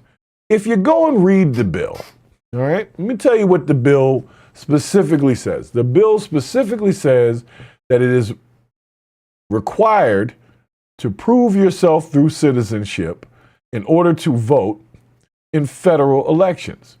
So for the people in the back or the slow group over to the left, I'll help you with that. A federal election is a presidential election. Okay? That's the presidential election. Presidents, U.S. Congress, House of Representatives. That's it. That's all. I think it might go down to governors. No, governors isn't federal. Governors is state. So you got three. Like I said, president and, of course, vice president. But, that comes with the same ticket. President, the House of Representatives, and the U.S. Congress. Those are your federal elections, folks. That's it. So I'm going to ask you a very serious question. Very serious question, because I don't understand the upheaval that we're dealing with. Do you want people who are not citizens of this country or cannot prove that they're even supposed to be here to be voting for your president? I mean, let's just be real. Do you want people that ain't really got it to vote for your president? I know that's a tough one for some of y'all to hear. Some of y'all, because I have a very mixed crowd over here. I got some Trump supporters. I got some Democrats. I got some never Trumpers. I got some conservatives. I got all types of people coming over here. But I have a very simple question for anybody that is a U.S. citizen. Do you want people that can't even get a fucking ID to be voting for your president?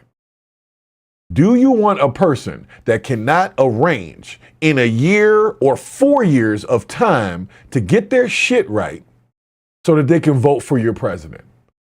If you can't get your shit right in 4 years, then you got way bigger fish to fry than whether or not you're voting for the damn president. Go sit your ass down somewhere and get your shit together. I don't want you voting for my president because obviously you make bad choices. You don't even know how to get a fucking ID. I've had an identification since I was 14 years old. Actually, earlier. I had an ID when I was a freaking football player in Pee Wee football. And we had to bring our birth certificate and all this other shit. They'd take us in a line. We all have to take pictures, but we would have to prove who we are in order to take that picture. And that was that was like 10. This is a long time ago. So y'all can do the math. I'm not going to tell you how old I am, but you see this gray. This shit didn't just come up overnight. So at 10 years old, they knew to get birth certificates, social security cards, school IDs, all types of shit, so that we could be part of. If you didn't have your ID right, you couldn't play Pee Wee fucking football. If you didn't present the right documentation, you couldn't even play Pee Wee football. So if you can't play Pee Wee fucking football, then why wouldn't I want you, or why would I want you voting for my president? That election ain't for you. That election is for the people who are the United States citizens, including the outlying islands such as Puerto Rico and the U.S. Virgin Islands. Don't think I forgot about y'all. because they seem to think a bunch of people after that Super Bowl shit last week forgot Puerto Rico was part of the U.S. You don't even need a passport to go there. People couldn't, for one night, just get over themselves. They had to have the all-American honky halftime going on another channel, and then you got to be racist or a devil worshiper, depending on which one of them you fucking watched. How about I just didn't feel like changing the channel to watch Kid Rock? Because I'm not a big Kid Rock fan. So why the fuck would I want to watch his halftime show? I'm not a Bad Bunny fan. You see what I'm saying? So if I don't like either one of them, why would I even take the time to make any adjustment? I'll just go get some soda from the kitchen. I won't understand what the guy's saying, and then I'll move on with my fucking life. But this is the problem. They tried to pitch it as if you're dealing with some like illegal migrant performing on the damn stage. Like somehow he snuck into the U.S. and he's performing against the law. None of that was going on. But instead, we decided to do something that had never been done in history, which was to create an alternative musical halftime show. The only other alternative that had ever happened before, that y'all may not remember, because some of y'all are young, was when In Living Color did a comedy sketch halftime thing. So it was the competition with it was a Winter Wonderland show of bullshit that the Super Bowl was doing that year. Nobody wanted to watch that shit anyway. So In Living Color, which was super hot at the time, we're talking late 90s, came up with, hey, let's do a halftime sketch comedy. The difference was In Living Color's halftime was not musical. It wasn't competing with music. It wasn't competing music. It was comedy over here if you want to see that, and some Winter Wonderland shit over there if you want to see that. What they did this year by trying to create an alternative halftime show, to me, is just as un-American as when they was tripping about Colin Kaepernick and him taking the fucking knee.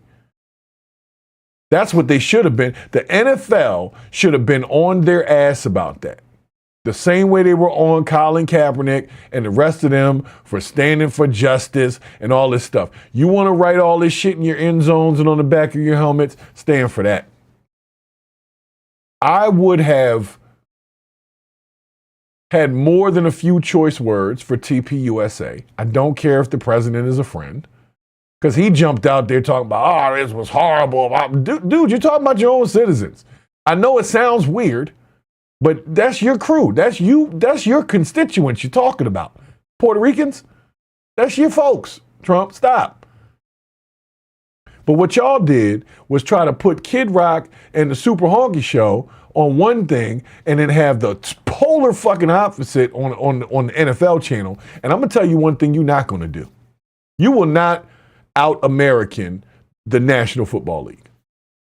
You'll never do that.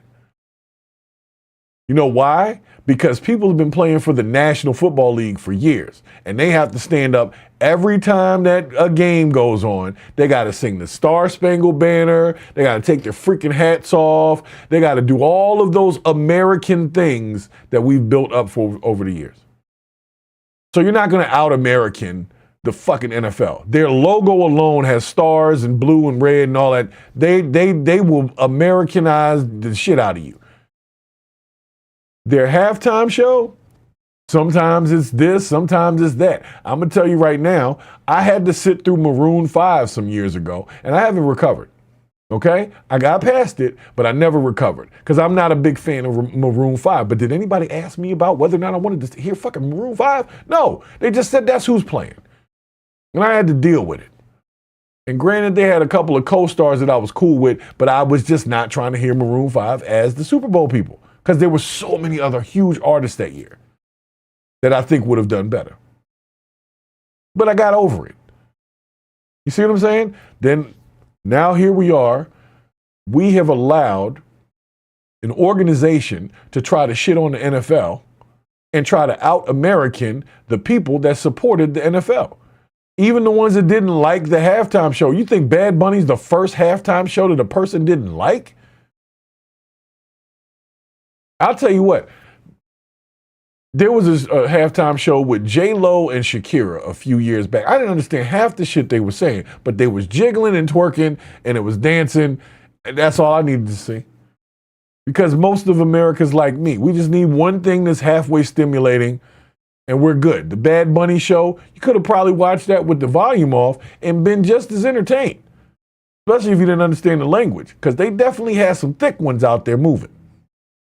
But if you so racist, you racist against sexy women? You a straight man, but you like a racist against sexy women? You ever heard of so there's some people that have been told to be so racist that like, they start to talk expletives and racial expletives when they watch pornography. So if they see a black person and a white person in a porno, they get mad. Like fucking steel chugger, spear chucker, fucking the shit out. But dude, you're watching how you racist in porn. We live in a country where people think like that. And I know it's tough. I know it's tough for you to accept it because you might live right next to them. As a matter of fact, they might live in their house with you. You might have just had dinner with them a couple minutes ago. All right. Some of us ain't right. And I'm really just starting to accept that. This is a place that we all live, but some of us got it, some of us don't. And that just is what it is. So you got to look out for the ones that don't, because these crazy people will wild out on the train, the bus, supermarket, anything. You don't know when the crazies are going to just be crazy. So you just got to keep your head on the swivel. But I'm going to tell you right now, I bring it all the way back so you understand that the news stations want you to believe that the SAVE Act or not passing the SAVE Act or whatever was changing way more than it actually is. Because what it means is for those states that are already liberal states, the blue states, they don't have to change anything about their state elections. So if they want to still get a governor and the governor was brought in by votes that weren't really tallied correctly, they can still do that. It's not changing none of that shit. You just can't vote for the president, the House of Representatives, and Congress. State level elections, you still could have people without ID. Depends on your state. So if you don't like that your state is allowing people without ID to vote, really not much you're going to be able to do about that. You're going to have to vote in somebody else for the next term, and maybe they can make that change. But if you live in one of them red states, they'll just follow the federal statute and say, well, it's federal, so we're going to put it in state too. Because what will happen is when you do your voting, you get a ballot that has federal and state voting on it. So they'd have to split ballots in order to give you, you're the person that doesn't have the right ID, you get this version of the ballot. And you're the person that has the right ID, you get this version that includes the president, U.S. Congress representatives, and the House of Representatives. So I'm going to say this, and then I'm going to get out of here. For those of you that are tripping about the SAVE Act, I don't understand why you want people that can't even prove who the fuck they are to be voting for your president. Your president, not the damn city council dude. You know what I'm saying? The president of the United States should be elected by United States citizens. That I don't understand why anybody thinks differently. And what I found out is 90% of Americans believe the same exact thing. So what the fuck are we on TV talking about it for? This is a majority rule. One of the few things, at least in the Trump era, that everybody kind of agreed on. So why not look at that as a positive and start building on it and say, look, if we can agree on that, we can start building on this. Instead of worrying about whether or not somebody who can't even prove who the fuck they are voting for your president. It doesn't make sense. You won't even fight for the father that's trying to see his son or the guy who's fighting to get back in the employment world because he's got a goddamn record of a minor charge. You won't fight for him, but you're going to fight for somebody that can't even prove who the hell they are. Where they came from? That's the dumbest shit I've heard, at least in 2026. And then when I looked at the polling numbers and I saw that there was 90% approval of this, I'm like, what the fuck are we talking about? Why are y'all arguing or creating an argument that doesn't exist among the people?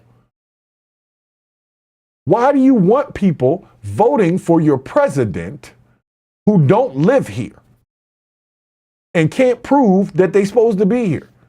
I don't get it. I have gotten an ID every however many years since I was 15 and 9 months when I got my first learner's permit and it had my face on it with the little joint and everything. Then when I got my license, I updated that. And then every couple of years, my license, I update that. Then I moved into another state, had to change my license, updated that. Then they asked about real ID. That came automatically when you refreshed your shit because they already knew you were a citizen when they started your ID 50 years ago. So if you could please explain to me why they keep trying to feed me the narrative that the American people, who I have so much faith in, are actually agreeing on something at a 90 percentile rate, and they're going to purport it to us like we're in the middle of some divisive freaking argument. No, we're not in a divisive freaking argument. The argument is in Congress and shit. I don't know what they're arguing about. And maybe it has to do with the seats that they could lose or use depending on the change. But I'm going to tell you right now, the SAVE Act shit, I looked at it. At first, I thought it was what people thought it was. And it wasn't what y'all said it was. It was something totally different. And I'll let you see it. For those that think I'm lying or I'm welling, it's right there. It's talking about the Safeguard American Voter Act. You need these things, which is normal shit. Documentary proof of state citizenship. A document means, with respect to the applicant for voter registration, any of the following. So, a form of identification issued consistent with the requirements of the Real ID Act of 2005. That means if you've been getting your ID since 2005, you were already qualified for the Real ID unless you got married and your name changed. Citizens, listen. 2005 is 20 years. You've already qualified 20 years ago. Do y'all understand how dumb that shit sounds now? What are we talking about? I did that 20 years ago, according to y'all. Okay, what else we got here? A valid United States passport. People that have a passport, you don't have a problem. You done took the time to go to the passport office, get the pictures done, turn in the paperwork, verify who the hell you are, and you're okay. All right, hold on, let's keep it going. Military identification card, along with the military record of service. So that means you don't have no ID, you don't have no driver's license, but you got a military ID and a military service record to show who you are. You know why? Because they can look your ass up and make sure you was in the military. And you can't be in the military as a non-citizen. You got to go through citizenship, basically, in order or prove some citizenship or prove some shit before they let you become part of the military. You know why? Because if you're not from here, how can I trust that when I hand you a gun or a weapon, you're not going to turn it on my people? You see what I'm saying? We've been doing this shit for 20-something years. That's all I'm looking at. I'm looking at this shit like, well, hold on, we've been doing this. You need a government-issued photo identification issued by federal, state, or tribal government, blah, blah, blah, blah, blah, blah, blah. And it's all the same. It's all the same. And it only covers, for those that don't understand, I'm going to take it right here, to require proof of United States citizenship to register an individual to vote in elections for federal office. It's right here at the fucking top. So just in case you thought I was lying, it says federal office. So if you do not want a person to prove who the hell they are when they're voting for your president, then you are out of your fucking mind. You are out of your mind. You just want people just all willy-nilly doing stuff to put the president in office. They could put a damn AI bot in office with the right votes by some automated system that hasn't been checked. So you know what? I want real humans. I want real citizens. I want real people voting for my president, my Congress, and my motherfucking House of Representatives. And I excuse the language, but this was some bullshit. I listened to this all day. Congress was down there arguing, blase blah. I jumped on CNN. CNN was talking about how divisive it was at Congress, but then I looked at the polling numbers and it said 90% of American citizens agree with this. So that means that your representatives don't give a fuck about you, because if 90% of us agree with it, there shouldn't have been no argument in Congress. They should have all came in there and said, hey, man, everybody's saying this is what they want. And we're here to represent them. So let's go ahead and sign this thing in. But nope, they sat there and they debated and they argued something that we wanted. And we sent them down there to argue on our behalf. And you're arguing shit we're not arguing. So you're creating the argument for shit we're not arguing about. And the stuff that we're actually arguing about, like talking to these Epstein victims and getting that shit out the way, we can't get that done at all. Enough said on that. So for anybody that has any questions about the SAVE Act, you can go to congress.gov. It's HR 22. Okay? And you can go ahead and check it out if you don't believe what I'm saying. Look at the language yourself.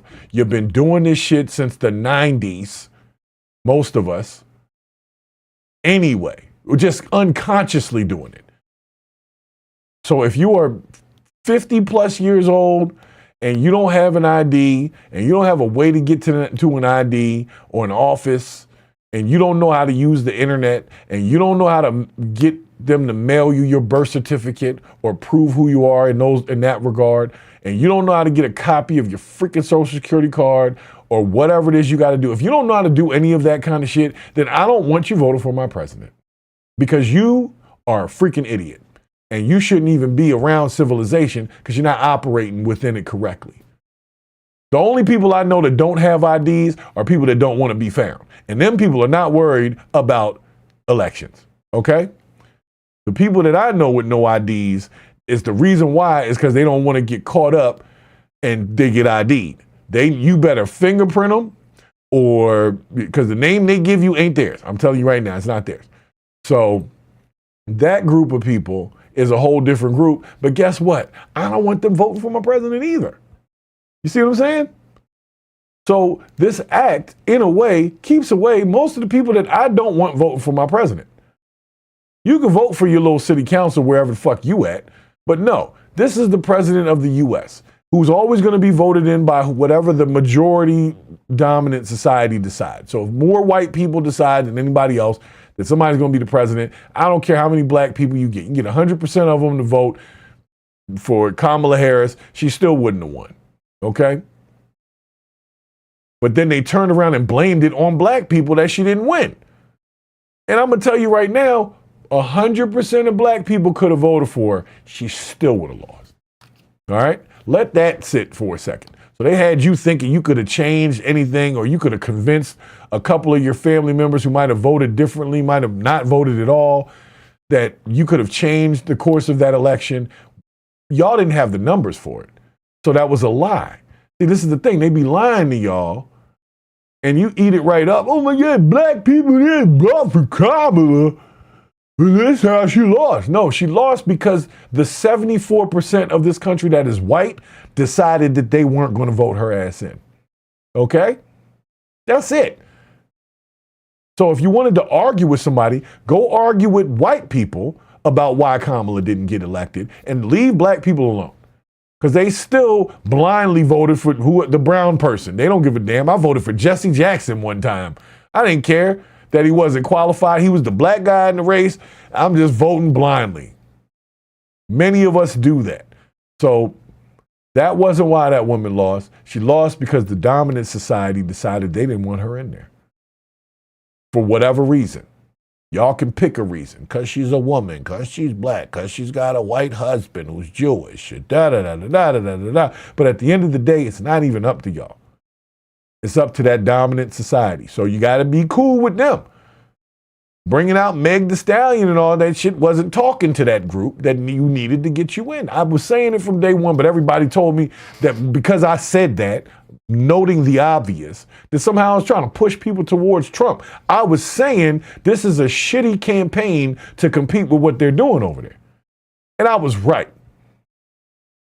So no bad feelings to Kamala Harris or Donald Trump or any of them. I'm talking about the campaign. I know a campaign when I see one. I see a campaign that's reaching out and people are gravitating towards it. I see a campaign when you got ratchet ass Megan Thee Stallion on stage as if that's going to turn the people that are there. You are presenting this for the people in Erie fucking Pennsylvania somewhere, not the people in Detroit. You see what I'm saying? But instead, they kept trying that shit. They had Sexy Red at the vice president's house. They playing that. She's down. Down with what? I still don't know who buys all that crappy ass music. I think it's bots. That's me. But nonetheless, I got to get out of here. It's been a long night. It has been a long, long night. And my TikTok thing shut off a minute ago. I don't know what the hell happened over on TikTok. But if you're still watching from TikTok, because I can't even get the chat to move, I appreciate the TikTok folks for coming on over, because they are a new crew to the Purge of the BS. So this is for my TikTok folks. Y'all get a great applause.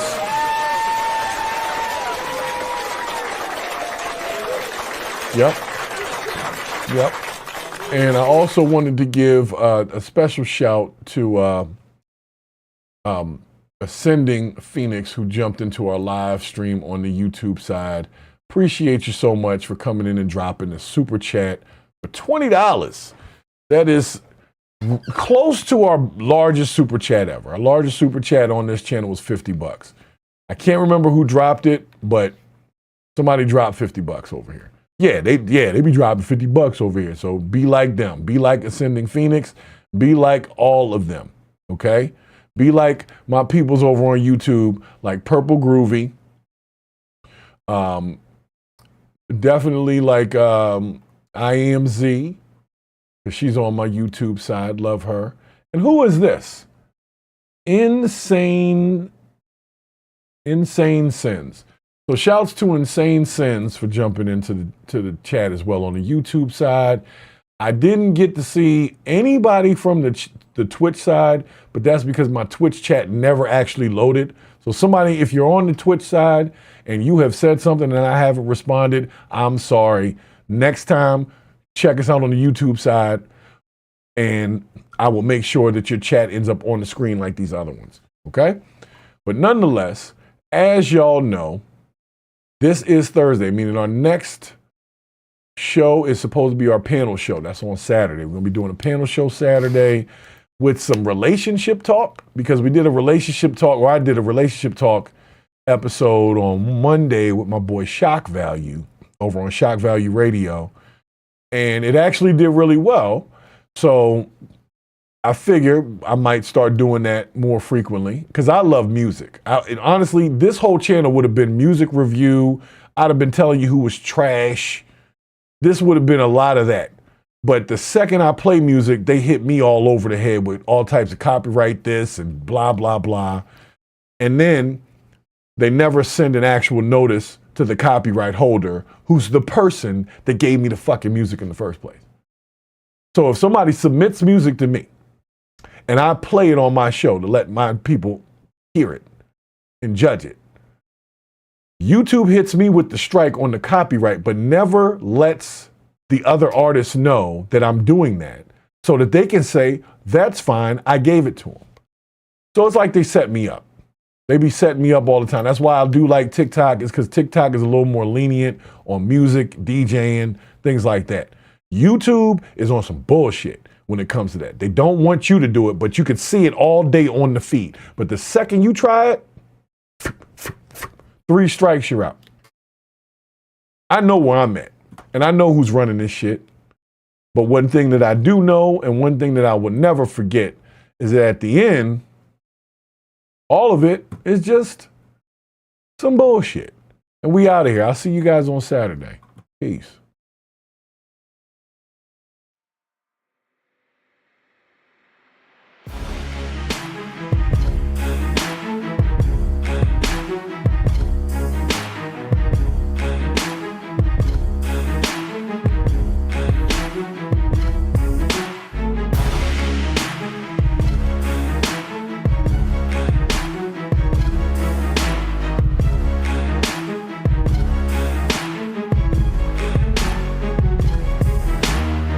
Hey, shouts, Tamara. I didn't know that was you, but shouts to you, Tamara. Thank you for stopping in. Make sure you come back on Saturday.